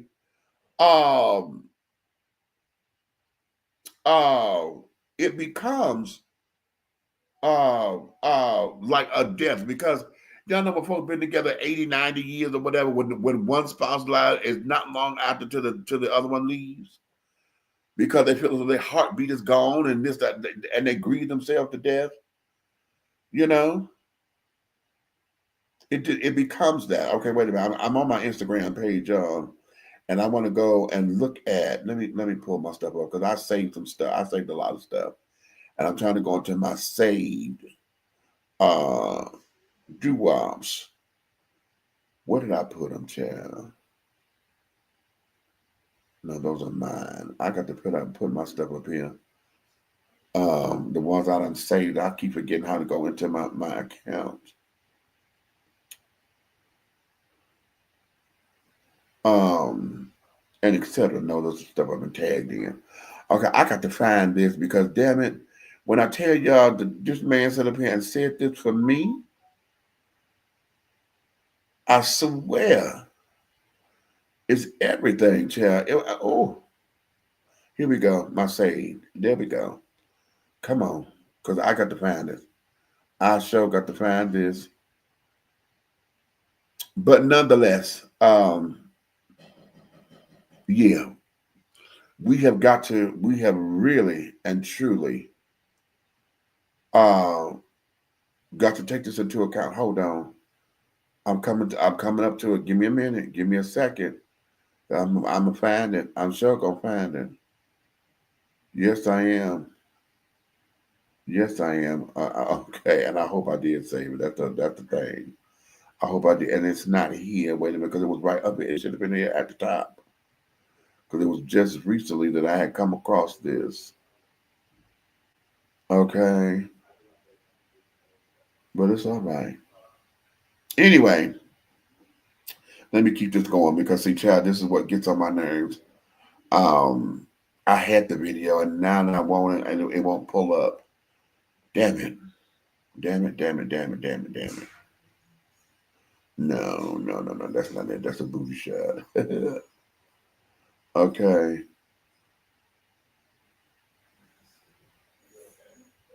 But you know what? Let me pull up this. Because I'm gonna tie this into something. Because someone put this up and it was so that way when they did it. Y'all remember when Oprah and Iyanla had it out? Hey. How are you? It's moving and grooving. I'm telling you. Okay. Say hi to the people. Okay.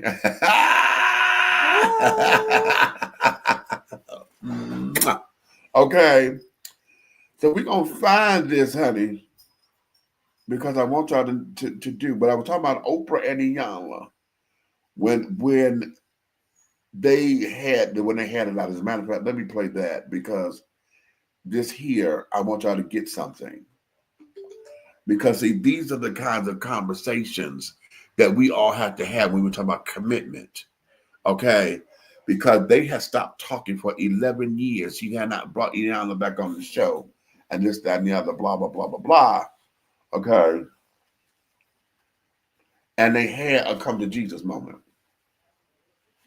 Okay? They had a come to Jesus moment on the air. Wait a minute. Where's the sound? Letting you sit on stage and letting you sit on. What's that meant? What did you think that meant to me? What did you think that meant when I am sitting in the audience and letting you sit on stage and run the show? I hadn't worked hard enough for it. I hadn't struggled hard enough for it. But that couldn't even receive it. But I couldn't receive it, Oprah. I couldn't recognize it. I didn't even know what it was. You gotta hear that. You gotta hear that, Oprah. I didn't even know what it was. I thought you wanted the work. I didn't think you wanted me. Oh my God. I got it. Does that mean? Okay. What did you think that meant? That. We could sit down and get to the root of something. I got to cut myself. Okay. Just accept it. When we have to have those particular kind of conversations, okay, when we talk about commitment, that was a friendship, and they had to go down there, and you heard Iyanla had to tell her, Miss Thing, I could not receive what you were giving me because in my mind I had worked for it. It came too fast. Okay. And Oprah's like, bitch, what are you talking about, girl? I done sit down here and sat down on my own show. I'm sitting in the audience on my own show. Gave you the run of the fucking show. What do you mean I didn't want you? And she said, no, I thought you wanted the work, not me. Okay. Now that's in a friendship. Now let's take that same kind of commitment or that kind of power that we need when we sit down to be real with one another. And take that to your friendships. Take that to your marriages. Take that to your business. When you're sitting down with your business partners and be like, look here, we're here to make this damn money.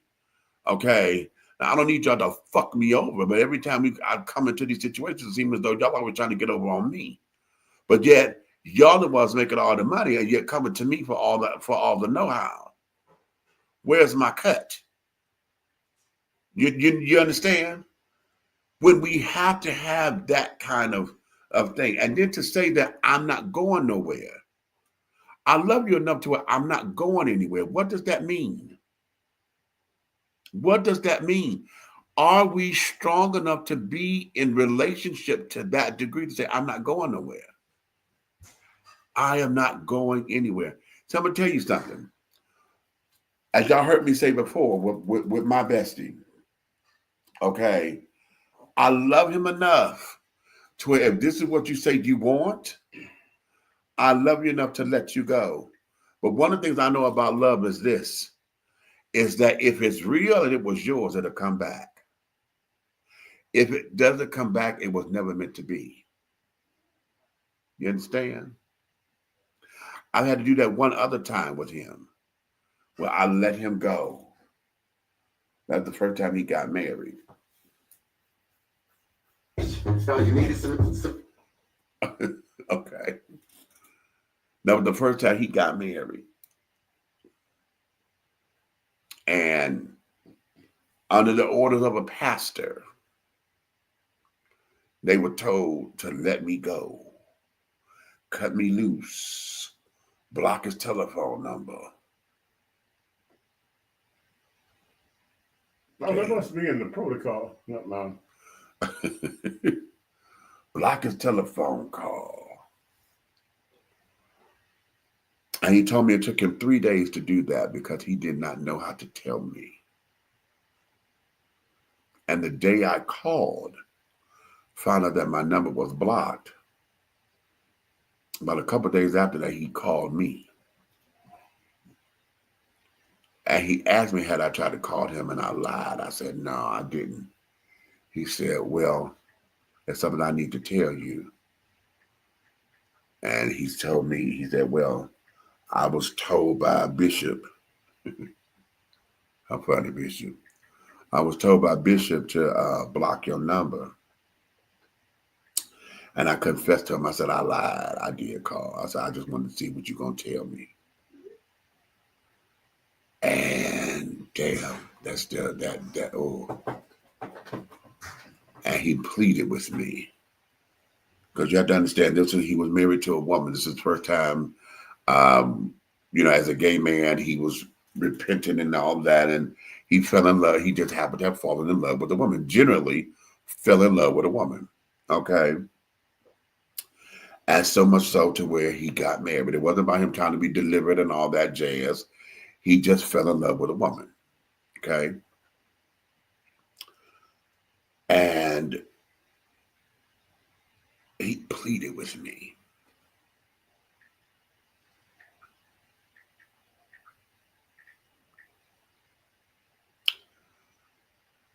And he said, Meech, I want my marriage to work. Because I believe in my vows. I'm not gay no more. I am delivered. You know what? I'm sick of you. I'm sick of you. I'm so sick of your ass right now. But thank you, because you heard me about to go into my shit. But thank you. But I'm sick of you at the same time. I'm not gay no more. I am delivered. I don't like it. Whatever. You know what? You ignorant. You just ignorant. You ignorant. You just ignorant. Okay. Oh.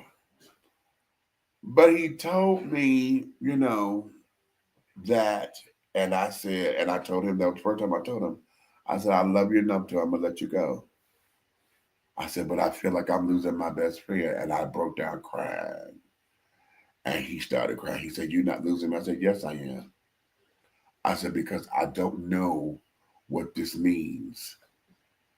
And if this is what you want, then you go have a happy life. Okay. That was mighty big of you. And so we only talked to each other at church, because I was still going to the same church. I had no ill will to Sherry. I had no ill will to her. It was easy. It could have been easy, but it wasn't her fault, So I dealt with it. And you are a strong. And about a year and a half, maybe 2 years, we got back on the phone, and he would call me. And we rekindled our, picked up, it just picked right back up, right? Like it was no time. But then, came the boundaries that carried on. And so because he was in this marriage or whatever, I made sure that he stuck to his own boundaries. Fridays was their day, right? This is our day. And so there would be moments where he would forget and he would call me. I said, it's Friday, get off the phone. No, it's good. She's not home. I said, get off this telephone. It's Friday. This is y'all's day. You're a special kind of fellow. You will call me later. There are times where I forgot it, and he said, hey, Meech, it's Friday. We still, oh, bitch, I'm sorry. I ain't up. Call me tomorrow. It was that. But you got to imagine how strong and how great of a person you are to be able to let go more than once. You understand what I'm saying? You had an initial let go. Right. But then you have some ups and down times where you forgot because of your comfortability with the relationship over the years. Right. That you still had to let go for the sake of others' feelings. Right. Yeah. Right. Yeah. Let me bring you in. Okay. Yeah. Sorry for that, people, but you know what I'm saying? You know, life is life around here. You know what I'm saying? But and that was that. Okay. And we got through that, and then of course after 8 years of marriage, they got divorced, and this, that, and other. So I've been there, and like I'm saying now, I'm still here. It's just that right now, whatever this path is what this path is. You know what I'm saying? And so this here is in a friendship, a brotherhood, a sanctity. Okay, and it's something. And let me give y'all this. Because I'm trying, I did that because that's what we know. But can I tell y'all this, that friendships is a marriage of sort? Friendships are the marriage between friends. It's a marriage between those of common without the sex. Now, how about that?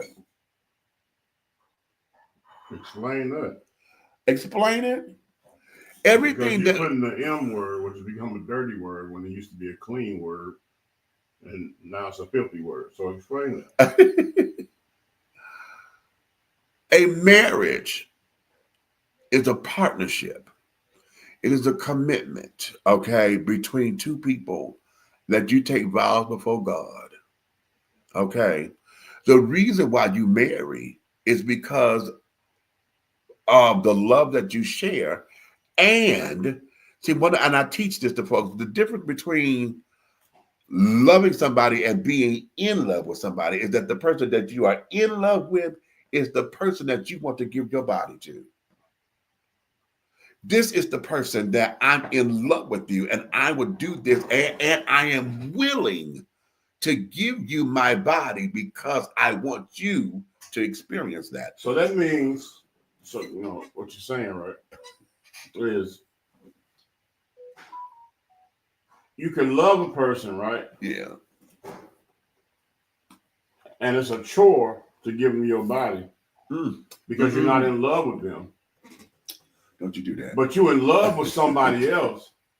So that means the reason you probably don't want to give your body to the person that you love and not in love with, because you already got miles on with the person. You know what? Don't you do that. No, I'm just trying to figure out exactly what you're saying, because it's like this, right? You can love your truck. Right. All right? Right. And you can drive it sometimes, but you don't want to drive it all the time because you're in love with your sports car. Right? And you've been slick putting miles on your sports car. So when you get to your truck, you're really not in the mood to drive it. Right. I get it. That makes sense. Right. That makes sense. Right. That makes you it's the showpiece. The truck becomes the showpiece. Oh, so does that make you two-faced? Could be. Oh. You could. You could. You could, but see, here's let's round this off. Let's round this off. Okay. Serious. Let's round this off. Oh, is it Christian-like behavior to Oh, thank you, baby. To Zesty Italian chicken rice studio. Zesty. Oh, okay. Right. Okay. Right. Right. I'll get the zesty bowl. Time out. Flag on the plate. No, because you asked me to cook for it. We have Chef Mason in the building. Okay. And Chef Mason is cooking for us tonight. But the dish that he made for me is the zesty. I can do everybody. It's just like, it's his chicken. So like, so he choking his zesty chicken. My nephew knows I love the bird, honey. I can't make this up. Okay. All right. And he's loving it. Okay. Oh, that's nice. Mm-hmm. Yeah, they like the texture. Oh. Oh. Oh shit. Okay. Watch out now. Come on now, the children. I told you. Mm. What's up, DJ GK? What's up in the building there, my man Brandon? What's happening, bro? Okay. Oh, but shit, said not the Zesty Bowl. The Zesty Bowl, honey. Yes, baby. Okay. Yeah, we had to break it down. Mm-hmm. Oh, God. Okay, then this is cute. Well, I'm almost jealous waiting on mine. Mm-hmm. Oh, my. I love that flavor stays, and that flavor is in every bite. And the zestiness is cute as in the after flavor. Mm-hmm. Did I tell you my cheering? Mm-hmm. There we go. There we go. Mm. And follow it with a fuck me from behind. That's cute. All righty then. You heard what he said. From the Squeezy Bottle Collection. Mm-hmm. That's the name of the cocktail, y'all. Mm-hmm. The name of the what? The cocktail. Mm-hmm. Okay. Mm-hmm.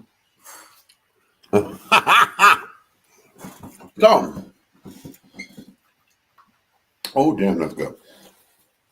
Like I'm saying, we're gonna put some parameters on this. Okay. I always say that, and I teach this to folks, that damn, that is good. This flavor is everything, child. It's the back explosion, and I love it. Okay. Yes.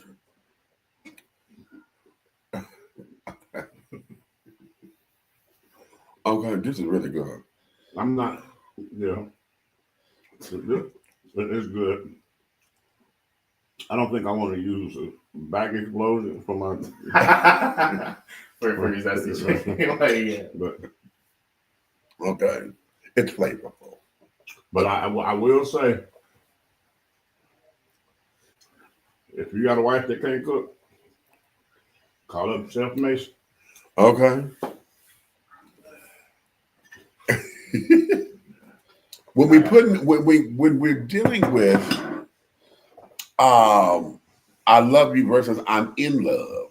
Okay. Let me tell you something. That right there, I'm sorry to cut it off. Go ahead. The most devastating thing in the world is for somebody that you're in love with to say that they love you and they're not in love with you in front of a group of people. That shit hurts so bad. Oh, tell me. That shit is like somebody actually just gutting your inside out. Well, been there. I think I told y'all this one before. Where? But in front of a crowd of people. Yeah. You know. Well, my ex, Michael, we had that come to Jesus moment. And I have moved him to Detroit and carrying on, you know, have him come stay with me, thinking we were going to do this thing and yada, yada, yada. And we sit down to talk. And I'm like, okay, what is not happening? The click ain't here, baby. What's happening, you know?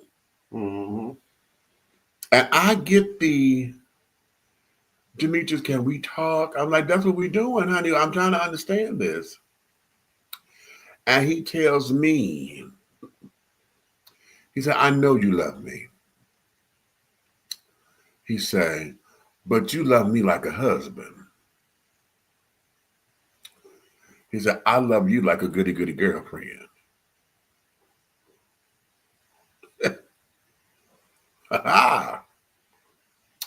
I love you like a goody goody girlfriend.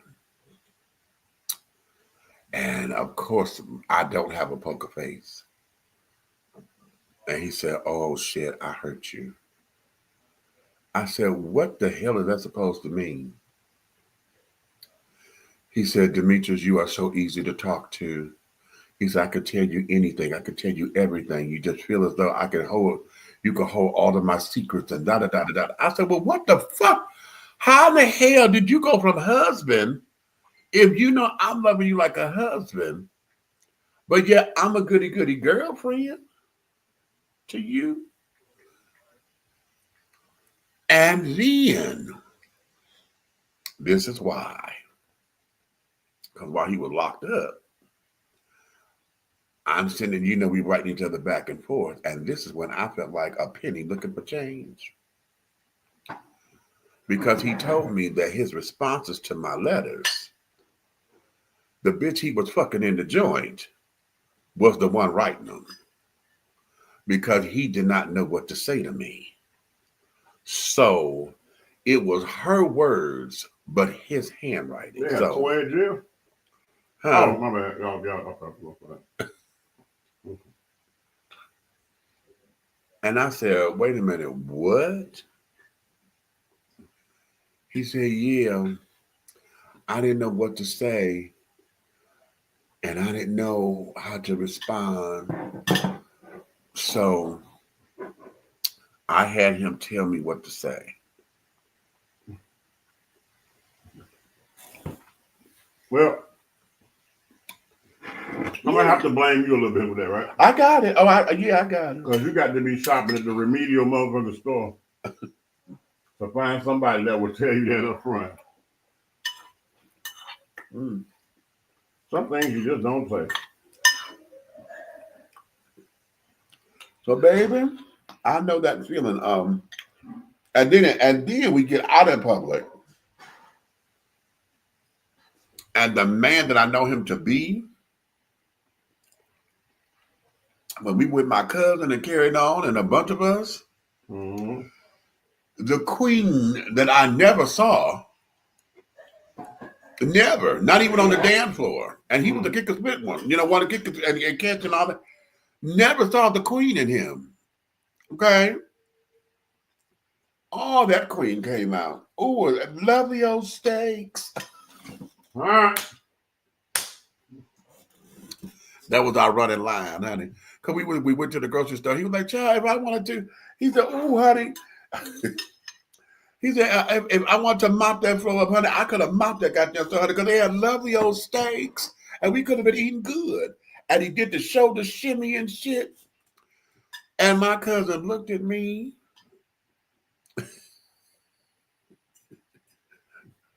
Okay. She looked at me. Now, this is my cousin Tenero. She gone to, damn.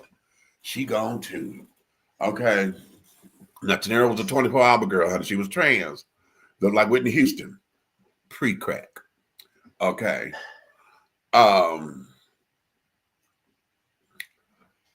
And she looked at me. She said, for those of y'all that don't know what pre-crack is, before you smoke the pipe.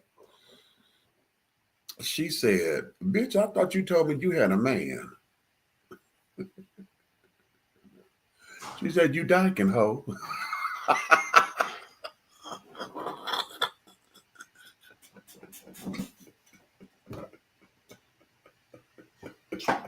I am not supposed to be laughing at this.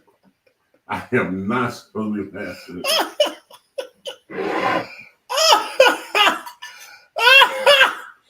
Wait. Because prior to us going to the store, he was getting ready and he went in the bathroom because we over at her house. He went in the bathroom and took her eyeliner and drew on a mole. Okay, on his cheek. And spruced up his face or whatever. And when he came out, he wanted to wear his shirt with the, that little sailor knot tied. Hold on, stop. That ain't no sailor knot. We called it that. Now he's in the Navy, so he understands. Okay, what it is and what it ain't. Right. But that's what that was. And so he come out and did this sachet Shantae through the living room. And I didn't know who this person was. I'm like, who and what the fuck did just happen? Right? Yeah.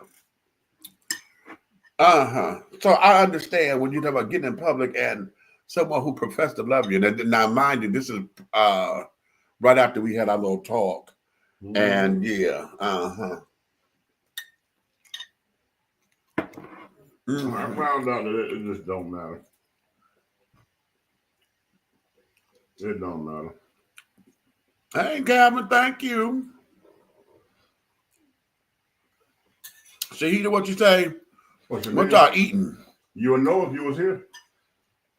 Oh, well, baby, my nephew done set up here and made me a nice little bowl of zesty chicken, honey. Got everything you like in it. With rice and corn. But you're not here. Right. So, and I'm telling you, this is absolutely fantabulous. Mm-hmm.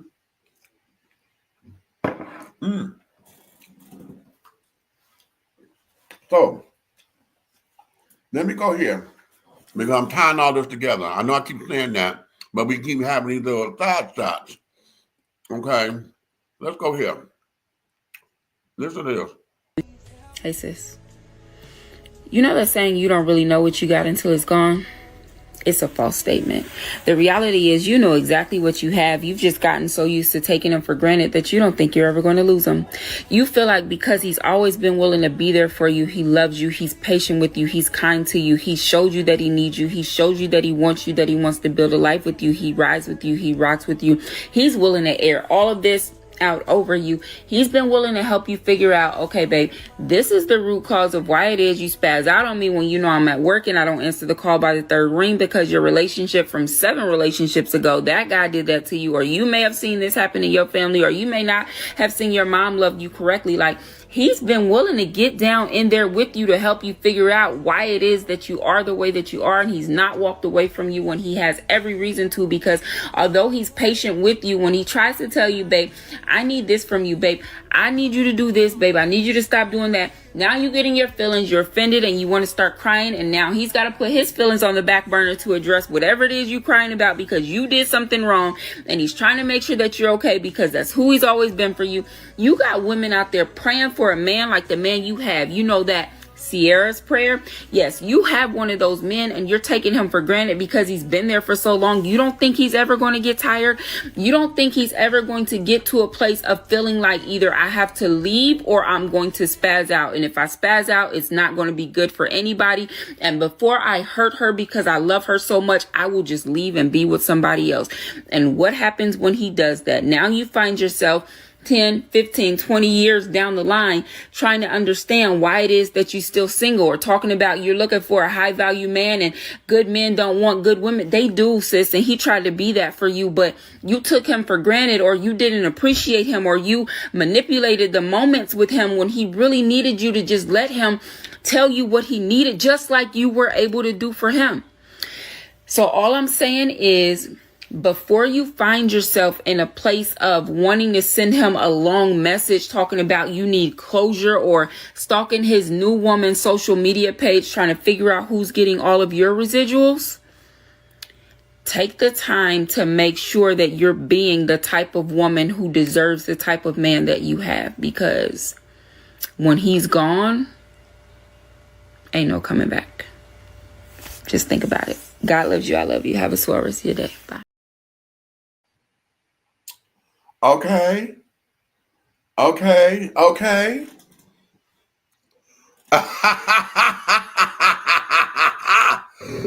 you done had too much. I just realized that Red and me just sitting in the same room. You are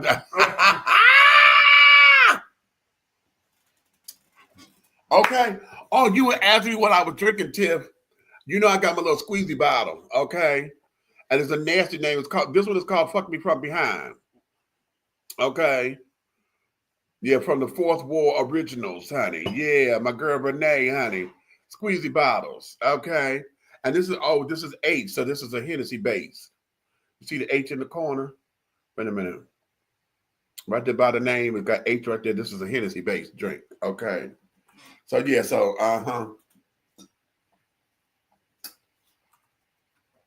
which is why it hits differently, honey. I'm like, oh, okay. Well, it's hitting from behind. Okay. Anyway.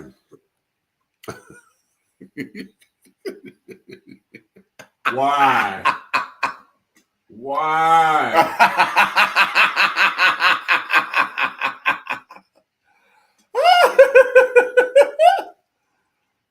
This has got to be the most toxic brother I know. What? Why? I'm not all that toxic. What are you talking about? Whatever did you mean? I mean, when it comes to my clique, my crew, you know what I'm saying, my little small circle. It's like I can look at everybody and be like, all right, that's well, yeah, okay, boom. All right, that was okay. And then I look at you and I just bust out laughing. I'm like, your views, your ways, your opinions, and the flamboyancy. Oh, and let's not forget. What? There's no concern left behind. You will tear down the walls to make sure that your opinion is heard. Oh, you damn right. About something. And it's so funny because it's like you're the media crime fighter. Oh, you know what? Oh, so you want to go there? Oh, you want to go there? Okay, wait a minute. Okay, hold up. Okay, you know what?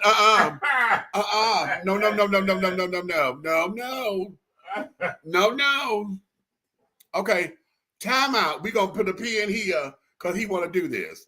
Okay, we're going to put a pin right here because that video right there, you know what, basically we can shut the show down because Miss Thing just said everything she needs to say in that video. Okay. Well, that video, it ain't really nothing to come behind that. And you know what? Can I say something? Go ahead. I come across so much. Okay, for those who have enough common sense in their life to understand that you can't control what comes through your feeds or your social media. Right. You know what I'm saying? Stuff comes to you. And everybody's guilty of at least 100 plus different things coming through a day. Okay? Mm-hmm. You don't know where it's coming from or who it's coming from. You don't know these people. Right. But when there are certain things that spark your interest or something that shares a level of intelligence, you know, I'm the type of person, I'm not a gatekeeper. Right. And I can go through 50 videos, and out of 50, one of them will be like, boom, something like this one. Right. The first thing I do is I share it with people that I know that's going to appreciate it. Or people that I know that possibly know somebody who needs to hear it. Mm-hmm. I don't know everybody's friends. So if I share it with you, it ain't about you. It's about helping the next person, which I'm sure that's why they posted it in the first place. Right. So get out of your damn feelings and get out yourself, because everything ain't about you. Mm. Okay. The children and the child. Mm-hmm. Mm. I'm having so much fun with this goddamn zesty chicken, honey, and this damn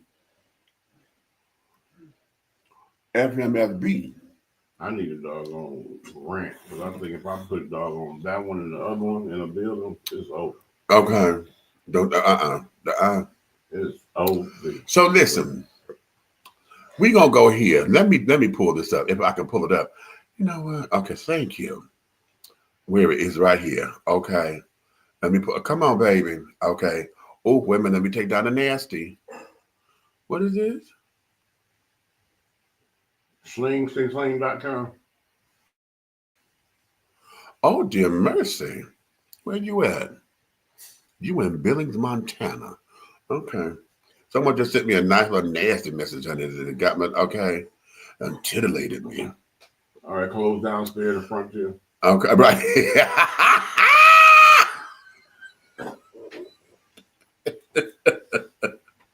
I don't fly them anyway.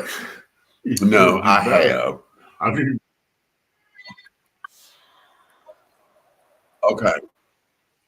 Now, I'm not going to play the music because the music will get us dinged. Okay. So hold on. All right. I want to share. No, wait a minute. What are we doing? I'm doing this. Okay. We want to share screen. And is that the one? I'm hoping. No, maybe it's just one. That's the one. Share. Okay, y'all ready? Okay. Now, like I say, I'm not going to share the music because I don't want to get dinged. Okay. But no, you know what? Fuck it. I'm going to have to because y'all need to catch this because it's what it Compatible, two of us they compatible. Girl, I be bad, but for girls say I remember.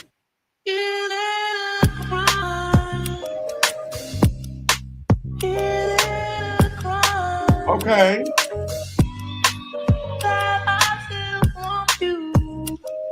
Okay, baby. Okay. Legs.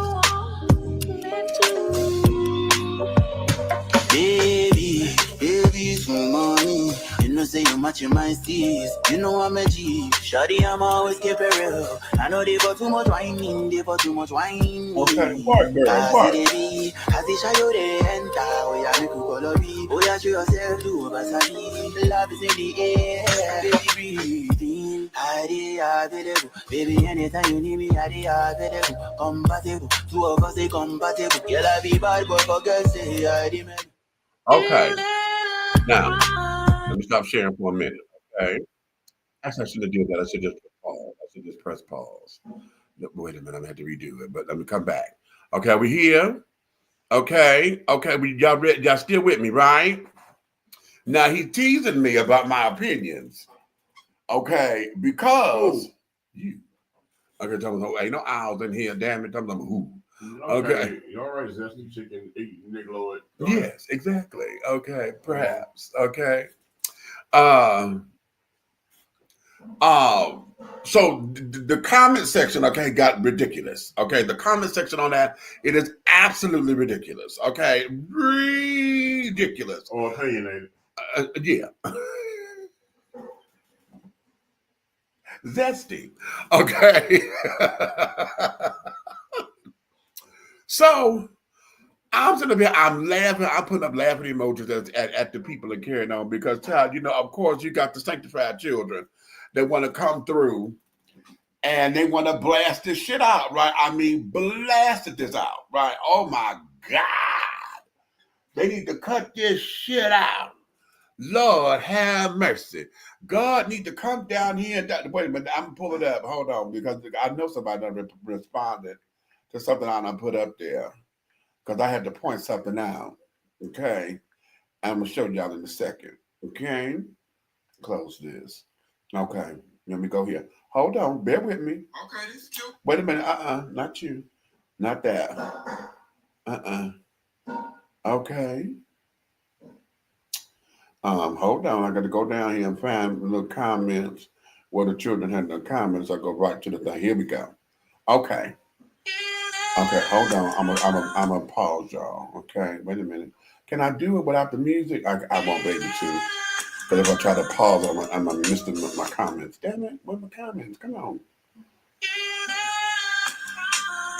Okay, so I had responded to Lil Miss Thing because this girl, Shakia Banks, she says, this is getting way out of hand. He be doing way too much.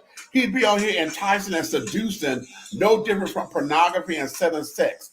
I hope these men that say they are straight truly are in tune with their masculinity, because this is seduction. And whoever don't like what I said, I don't give a damn. We have children and grandchildren and families.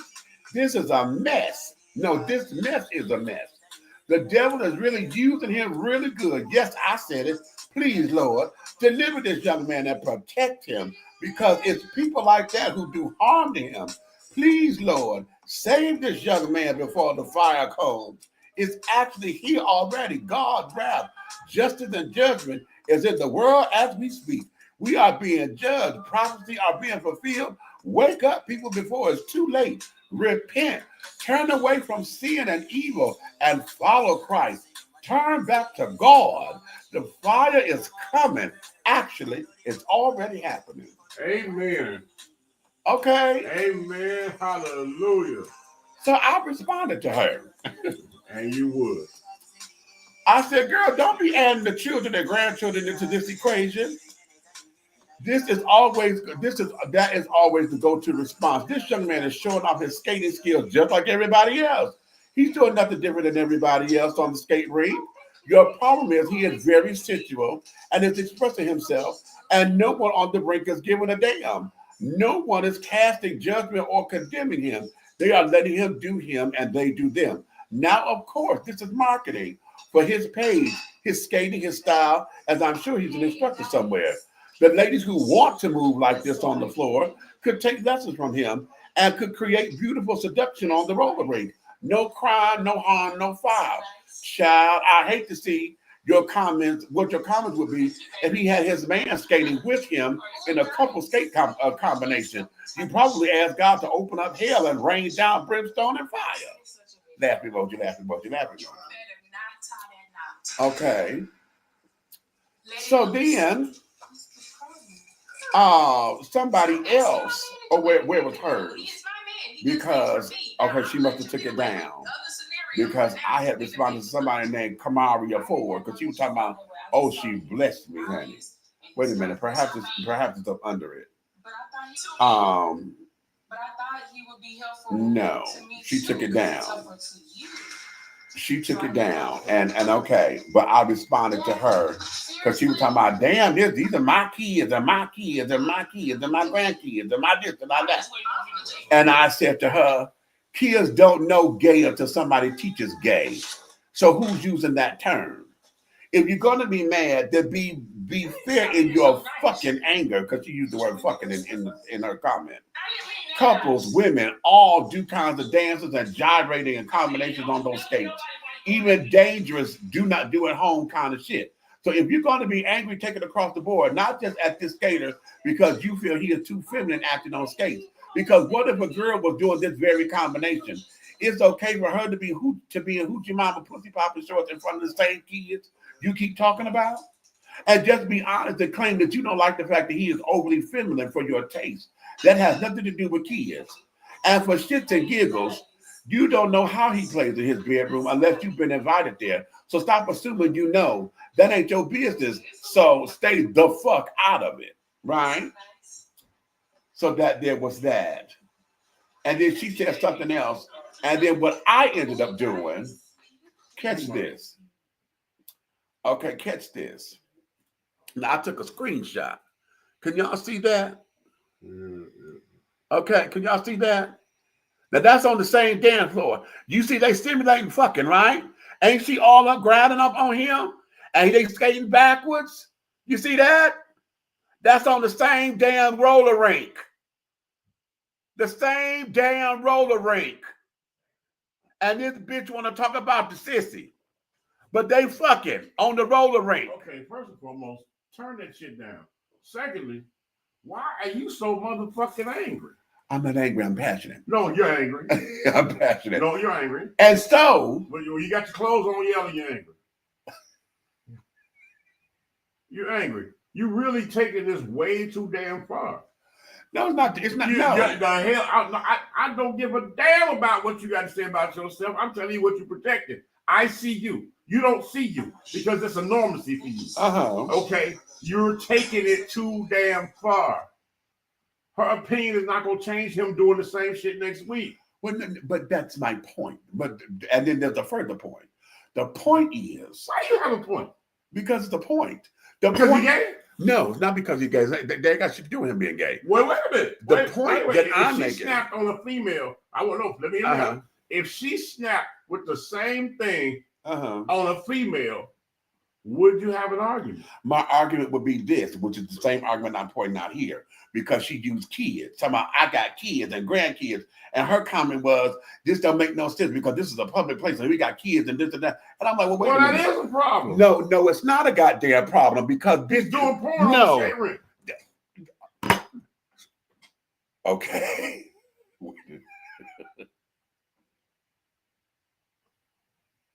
Let me collect myself, because you trying me. Because he got Why? Because this motherfucker's masturbating on wheels? He got this glint in front in of all his these eye. kids? It's the kids, not the culture. Fuck them damn kids. Exactly. Okay. Because right now, if you want to talk about these damn kids, okay, what about them? That's why I pointed that out. That's why I pointed this goddamn picture out. Because you want to tell me about some motherfucking kids, okay? And yet we got this couple fucking on the damn floor. You ain't saying shit about them. Okay, but you. And I'm okay, hear, my ass. You hear birds in okay, you my heard ass. Of birds and the bees. No. Have you heard of birds and the bees? I don't care about the goddamn birds and the bees right now, because what you said was you talking about this is the bear. lewd and behave. It shouldn't be here. That don't make no goddamn sense, because we got kids here. Bitch, they fucking on the damn roller ring, so it's okay. How you know that woman didn't drop something while she was skating? Oh, you want to play that? I'm just saying. Oh, how you know? But how do you know I'm not scratching my ass and shit because I'm rubbing my legs together? Because you raised up and put your nipple out there. You do it. I didn't do it too much of what, bitch. I'm just sitting up there and I'm just scared and I'm doing my little do. Well, I'm in my world and I twirled around and I'm in the world. You're in everybody else's world. No, fuck all that. Because goddamn it, ain't nobody else said nothing on the roller ring. Ain't nobody else stopped them. Didn't nobody come up and say you need to get off the roller ring for that. They were scared. Ain't nobody stopped them. Oh, they scared. They were scared of him, but not scared of them fucking. If you don't get never seen porn come to life. If you don't get the fuck up out of here with that bullshit. Where did you see porn in 4 dimensions? You know, goddamn it, I done lost my screen. Where did y'all go? At the porn store. Mm-hmm. That's the bullshit. Looking for the skaters. Looking for the skaters at the porn shop. Exactly. Oh, is that the name of the movie? Yeah, that's the name of the movie. At the Cascade. At the Cascade, right. Cutting the Cascade. Cutting the being cunty at the Cascade. Exactly. Okay. You know what, man? At the end of the day, man, my thing is this. It's okay to have an opinion about. Yes. Everybody has an opinion. Everybody does. But it ain't shots fired. You know what I'm saying? It's just an opinion. No. That was shots fired because, like I'm being very honest. Like I said in the first. Okay, thing. so let me ask you this. What? Okay. Let's say I go to a rainbow skate party, right? Okay. And I come in there dressed like a middle linebacker on skates. Okay. All right, I got on my NFL outfit. Mm-hmm. And I'm going around that thing, and I'm around there, and I'm barking like the Q dogs and boom, boom, the whole 9 yards. Mm-hmm. And everybody else rolling around masturbating like him. Mm-hmm. So like, I have a problem with me? If you barking, they may say something. I don't know. They may say something. No, but hold on. I'm being masculine. Okay. And you at the rainbow thing, hoping you'll be had. So that's the problem there. We don't want to dominate your world. We don't want to do that. It's a lot of us that accept who you are because that is your business and that's how you walk. But it's a lot of us that we're not trying to dominate or segregate or doggone put you in some type of box or have some type of opinion about how you move. But as soon as a woman, she sounds like she was an old lady. You should be ashamed of yourself because you know what I'm saying. You know what I'm saying? Hey, touch my anointment. You know what I'm saying? My anointing don't do my prophet no harm, bro. You know all about the Bible. I didn't do her no harm. I just said my shit. You stepped on a lady in the church. I sure did. And you wrong. But no, I'm not. Boy, you wrong. It's 2 left shoes. Oh, no. That was somebody, ain't you? Wrong. It's 2 left shoes. And I cuss mine out. Shit. See, me, that's what your problem is. You want to be right. I'm not trying to be right. I'm not trying to, but I still block the eye with 2 left gloves. But again, I think that girl dropped something. Yeah, her virginity on his dick. Okay. Shit. Okay. I'm trying to help him, y'all. No. I'm trying to help him. No. Hey. No. Because listen, I'm saying this is what, and did you hear the first part of this? Because I said, if you're gonna be mad, take it across the board. I understand, okay, if he's too feminine for your taste or whatever, I get that. But don't sit up here and bring this argument in here talking about, oh, it's the kids. Well, this ain't got shit to do with the damn kids. Have you ever thought about this? we had a skate. Okay, there was a skating rink scene, right? Okay, you got multiple skaters, right? Right. Correct. Okay. So whether it's a heterosexual couple skating or children, pornographic Paul, you know what I'm saying? Pornographic Paul, I'm gonna hit him. If he's, you know what I'm saying? If it doesn't matter, the point is this: if you go to a car show and all the cars are black, right, and a candy apple red Cutlass come in, what are they looking at? They're looking at the color.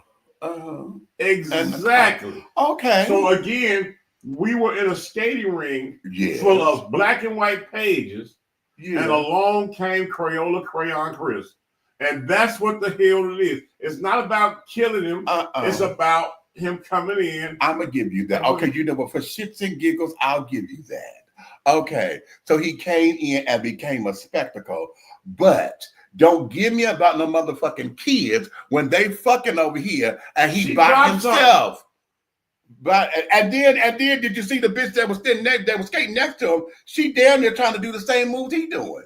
It was a girl in the white blouse was about to do the same. She was skating back with her and was about to get into that lean just like him. But so she was gonna lean over there till she realized that he don't lean that way, so she stayed in her lane. Oh, and that's fine too. Okay. But she finna get in. Because she probably wanted to go over there and drop something, but she realized he wasn't gonna help her pick it up. So I get it. Oh, you tried that. You tried that all day. You tried that. Oh, you tried that one. Oh, fuck that. No, I'm not accepting that one. Oh, you tried that. You tried that. You tried that. Oh, Jesus, he tried that. He's trying to help the heterosexuals out, and he's really putting up this thing on him. He is really, Lord, I hear it. I hear it. Free jockey for him. Free jockey for him. No, sir. No, sir. You're gonna have to release that thing. You know what I'm saying? You're gonna have to have vision. Oh, here you go. Here you go, Jesus. But child, no. And the thing of it is, like, and the other folks in the comments that, you know, and there's a lot of women that were commenting, you know, in his favor, you know, like, oh, look at them legs. He got some pretty legs and da-da-da-da-da. And I wish I could move like that and this, that, and the other. And it became that. And so when we started to get into what I call the traditional comment that I was expecting, you know, that's to come out with laughing at most of them. But it just struck a nerve with me when they want to bring in the children, because that's always the go-to argument, and which is what I said with Miss Thing. Girl, I would have hate to have seen him if he was skating with you know, in a couple skate with his man or whatever, because I'm sure he has a whole combination with that would rival little Mr. Thing and Miss Thing over there. Did it ever dawn on you what? That the people that was not paying attention would definitely have paid attention to that? I'm sure. Let's talk human nature now. No, but I'm sure. This is why it probably wasn't done. So listen, I don't want this to come across as if I'm some kind of anomaly, that folks still do not become amazed at seeing gay children do their shit on the floor, and that is not some spectacle. That's what we out there for. We out there to be the damn spectacle. Okay, now let's just put it out there. We are out there to be the spectacle. You heard it from him. Right? Okay, I'm the gay one. Shit, I know what we do. At the same time, you threw it the wrong way. It came over into me.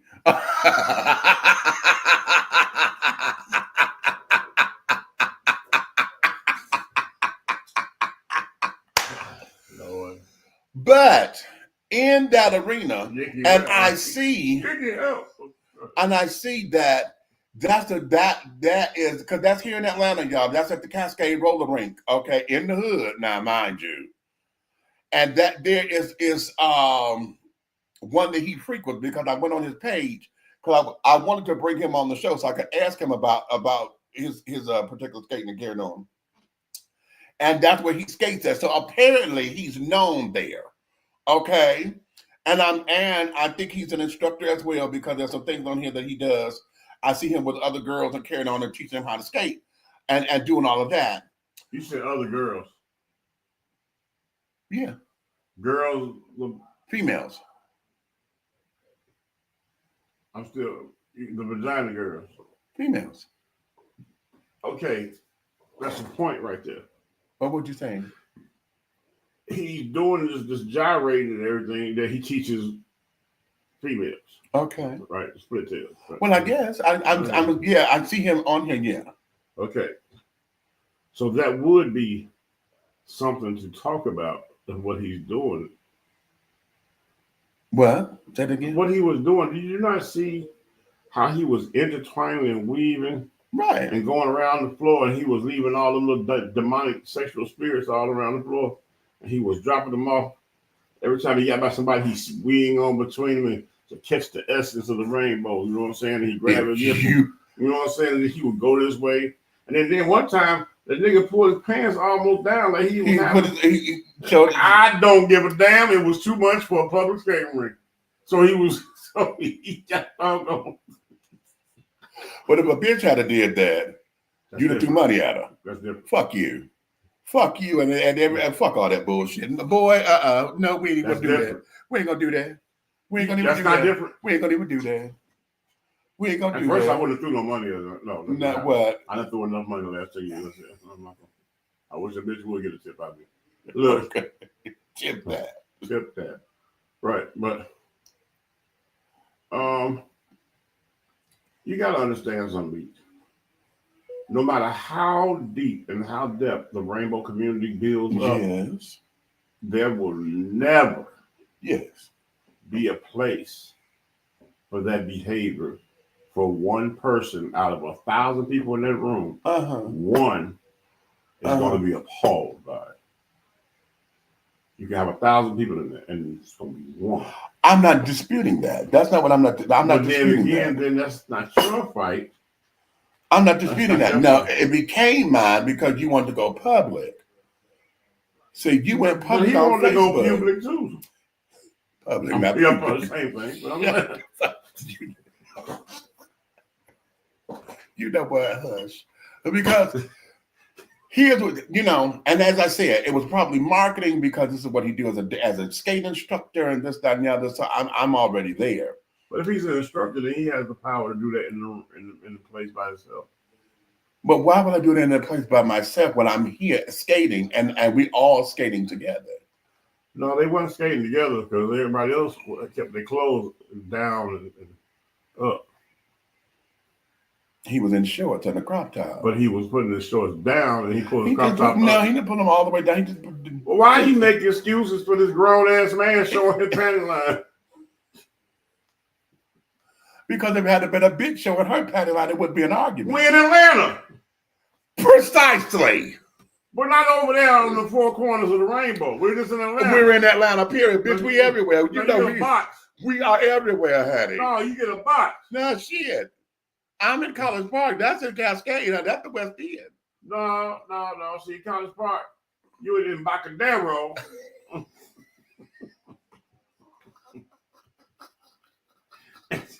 You're the queen of Embarcadero. Actually. Okay.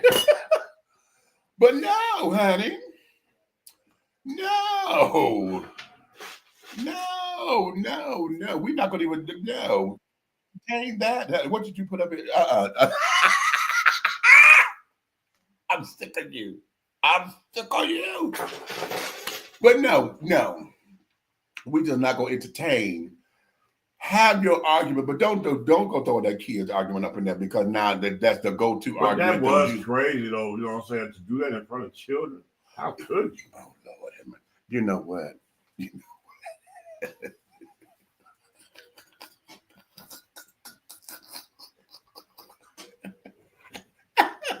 What? Now how could you? Wait a minute. Wait. And then you have the audacity. I do. To sit here and argue with the mother of the church. Yes. About two people and a lady picking up something she dropped and a guy was trying to assist her. That was by holding her hips. So she wouldn't fall. She's on skates. And then he goes swivel backwards. If you don't keep her balanced, Man, you know what? See, You know what? You better work this argument. You missing the whole picture. What you say? He got to keep her balance. Right. You got to keep the balance. Exactly. You want to blame them a doggone. Well, how's she picking it up if he's still moving? Because the paper ain't moving. Because every time she touches it, it keeps going out of her hand. I'm trying to tell you what was going on. Okay. But you trying to find some heterosexual person to blame for the behavior of pornographic Paul. No, it's not blaming for his behavior. It's not blaming his behavior. Why don't he go do that shit on all the rainbow sidewalks? He got 4 squares he can go across. What difference does it make? Because if he done it, he fit in. It would fit in where? He was fitting in the there.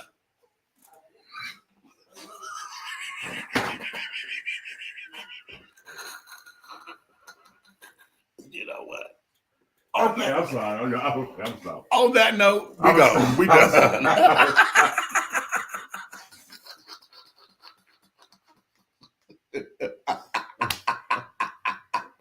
Because that was actually good. That was actually good. Lord. That was good. Lord. It is time for my 10,000 people at the Five Theater. Lord. Oh. I'm ready. That was good. Oh, that was really good. Coming to the stage. Okay, that was good. Yo. Oh, child. Yeah, but you know what, man? At the end of the day, bro, you know, you ain't no telling. He could be selling skate lessons. He could be selling thongs for Victoria's Secret. He could have been selling shea butter because them legs are lovely. He could have been selling. Okay.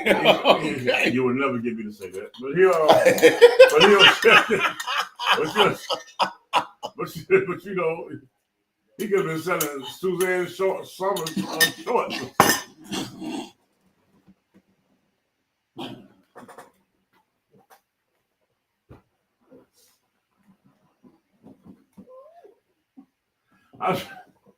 I'm just saying, between skate thongs and a Daisy Duke and a crop top.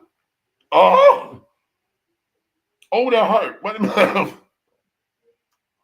Oh.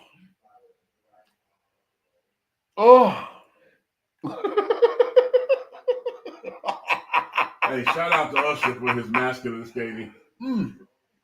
Oh, really? Okay. Oh, wait a minute. Don't do that. Oh. I just realized, and I don't know why my mind thinks of crazy shit like this. All the clothes he had on together way less than a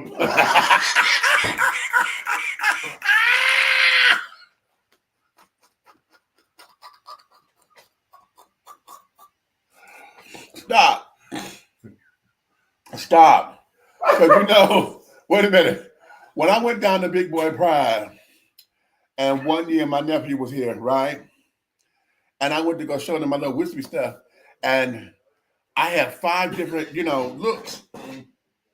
But they were all, they were that way. But because they were thongs and G-strings and that kind of stuff, he said, wait a minute. He said, you don't need no suitcase. I said, what you doing? He said, you could put it, who in the hell traveling and all of your outfits can fit in your pocket? I said, because this is what I'm going to be wearing. Okay. And they said, well, wearing what? That's the whole point. I said, well, this And let me tell y'all, I came across them photos a while back. And I didn't even know they made G-strings that size. But you could, King Kong could floss the bananas out his mouth. Listen. With them doggone things. I was just like. And listen, what all you was missing was a patch for your eye. Everything else got them hair clothes. Ahoy, matey. Anyway. No, right. Ahoy, matey, right. Hey. Anyway. Arr. Yeah, but that was very interesting. But yeah, he wanted to tell me and Mom he want to go be heard. Yeah, shit. Oh shit. Okay. I just remember we was at the doggone table in the restaurant with all the clergy, and your picture came out with the thong on. Yeah. Yeah. It was what it was, child.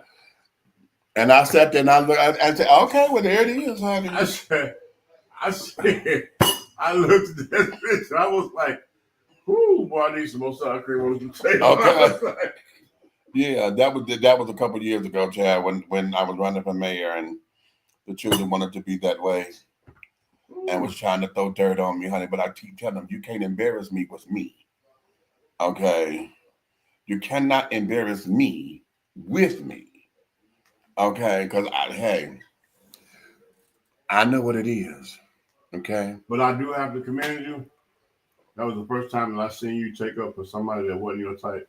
Because that little skinny boy wasn't your type. So, no, he's not my type. But he your type setter, but he's not your type.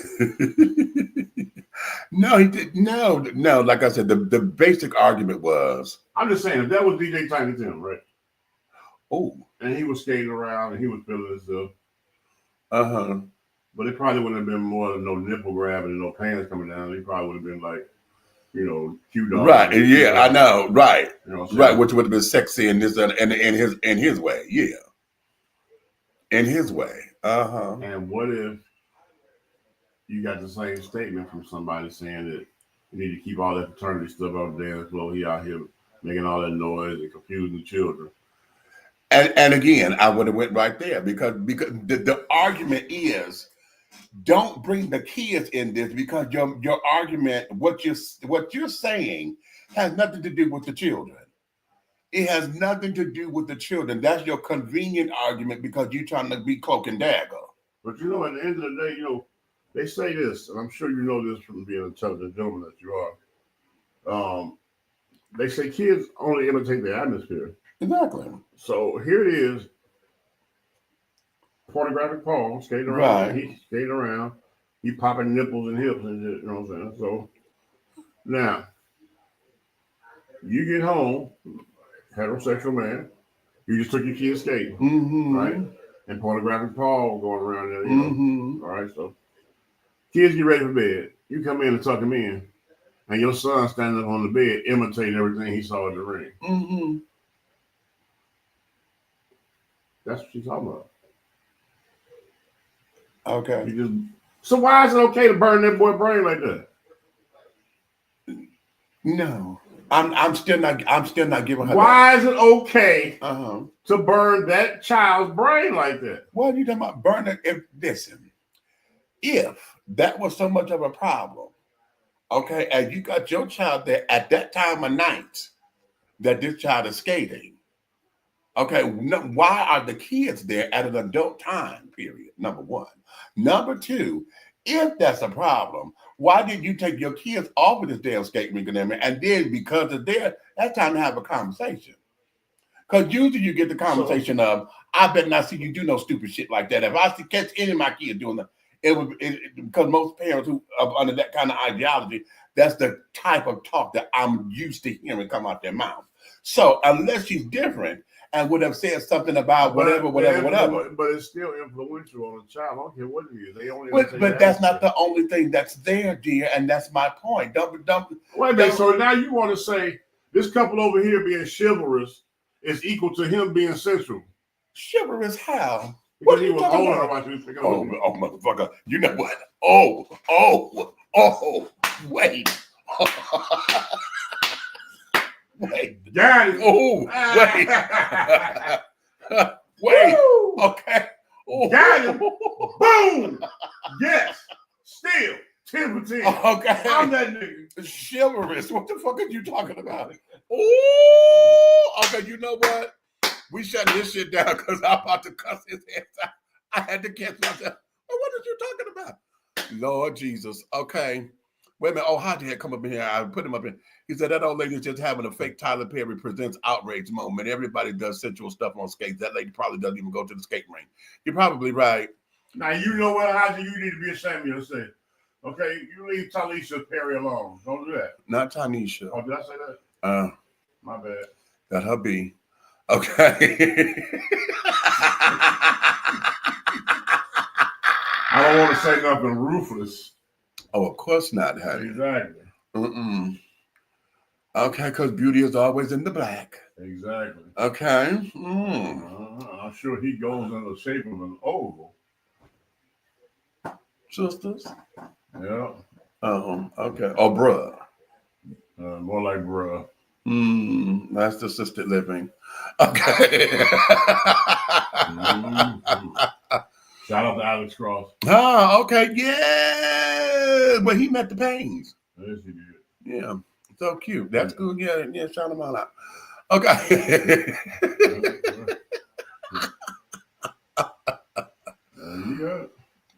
So, all right, y'all, we're going to let y'all go because, he's trying to make my blood boil a little bit, honey. I'm like, okay. And that, we're not going to entertain that. Okay. I did want to tell y'all, be careful out in the street. Okay, there's some new things rising out here. There's some new things rising out here. The gangs are starting to grow more because they're on this refuge thing where they're trying to outnumber the policing in the different cities and states. Really? So, like here, just like the other day, when I grew up, I was gangbanging, so I used to do little things like, go to Pittsburgh and all that. Okay, I'm from Chicago, so again, you know what I'm saying? What's in you is always in you. Right. So that's just where I come from. But at the end of the day, you know what I'm saying? The other day I was out, and this young man, because he wasn't a teenager, you know what I'm saying? Right. He was like, yo, what set you with? And I was like, I'm sorry, I probably got kids already. You know what I'm saying? So I went on, and when I went to walk, these other three stepping behind the building said, you heard what he said? Because I'm all about, I said, oh. So I want y'all to beware of the JUDIES, okay? Did this motherfucker just set me up anyway? Bah! Bah! Bah! I holler at y'all. You know what? I can't stand your ass. I'm sitting up here. I am lost. I'm not. Oh, really? I'm like, okay, bitch, I heard this. I'm taking them off the damn screen. Fuck all that shit. Okay. I'm sitting up here like, okay, Lord have mercy. Okay, but